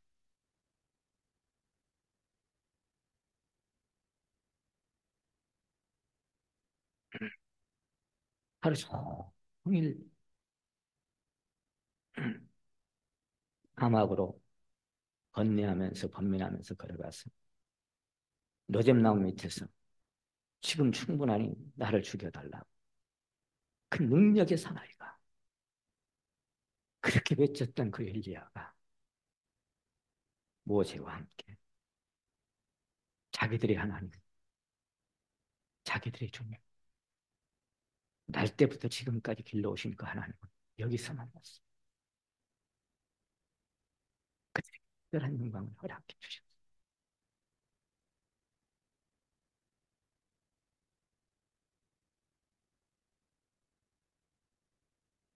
조만간 저와 여러분이 함께 만날 영광입니다.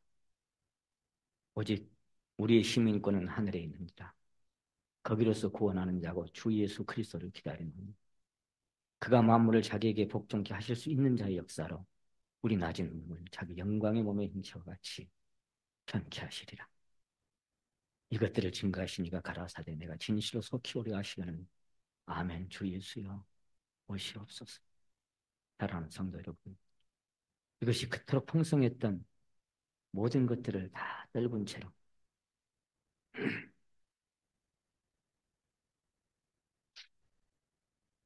이렇게 부활 생명을 내면에 가득 품고 쓸쓸한 가을을 겨울을 맞는 겨울나무의 모습입니다. 이렇게 겨울나무 투를 여기서 마치도록 하겠습니다. 시간이 많이 됐습니다만 제가 지난번 그런 얘기 했습니다. 개인만 그런 겨울이 오는 게 아니라 인류 역사도 이제 다 저물어서 여러분 뭐 세계 정세나 일어나는 모든 일들을 보시면 뭐 지금 매스컴을 통해서 너무나 잘 알고 있습니다. 인류의 역사도 겨울까지 왔습니다, 여러분. 이제 겨울이 다가왔습니다. 더 이상 다음 계절은 그날의 봄날만 기다려야 될 것 같습니다. 겨울이 왔습니다. 인류 역사도 때가 겨울입니다. 겨울도 지나고 비도 그쳤고 꽃이 피고 열매 맺는 그 땅으로 우리를 부르오실 날이 오늘일지 내일일지 누가 옵니까? 제가 서울에서 일탄을 겨울나무를 할 때 이 찬송을 같이 드렸어요. 가사가 내가 누려왔던 모든 것들이, 내가 지나왔던 모든 시간이, 내가 걸어왔던 모든 순간이 당연한 것 아니라 은혜였어. 아침 해가 뜨고 저녁 노을, 봄의 꽃향기와 가을의 열매, 변하는 계절의 모든 순간이 당연한 것 아니라 은혜였어. 모든 것이 은혜, 은혜, 은혜, 한없는 은혜. 내 삶에 당연한 것 하나도 없었던 것을 모든 것이 은혜, 은혜였어. 2절에 보시면 내가 이 땅에 태어나 사는 것, 어린아이 시절과 지금까지 숨을 쉬며 살며 꿈을 꾸는 삶, 당연한 것 아니라 은혜였어. 내가 하나님의 자녀로 살며 오늘 찬양하고 예배하는 삶, 복음을 전할 수 있는 축복이 당연한 것 아니라 은혜였어. 모든 것이 은혜, 은혜, 한없는 내 삶에 당연한 건 하나도 없었던 것은 모든 것이 은혜, 은혜였어. 이 찬양을 우리가 함께 드렸습니다. 지금까지 지내온 것 하나님의 은혜요. 또 앞으로 남은 세월도 여전히 하나님의 은혜로 우리 남은 여생이 맞춰졌어. 사도가 우리 말했던 것처럼 우리가 어떤 일을 아무리 많이 해도 내가 아니요 내 속에 거하는 하나님의 은혜가 나를 이끌다. 야곱처럼 나의 나무로부터 지금까지 모세처럼 우리는 행복자라. 그렇게 하면서 우리 인생의 겨울을 맞이하고 겨울이 지나서 꽃피는 봄날을 믿음의 봄을 소망하는 우리 모든 성도님들의 행복한 삶이 되시기를 소망합니다. 기도드리고 마치겠습니다.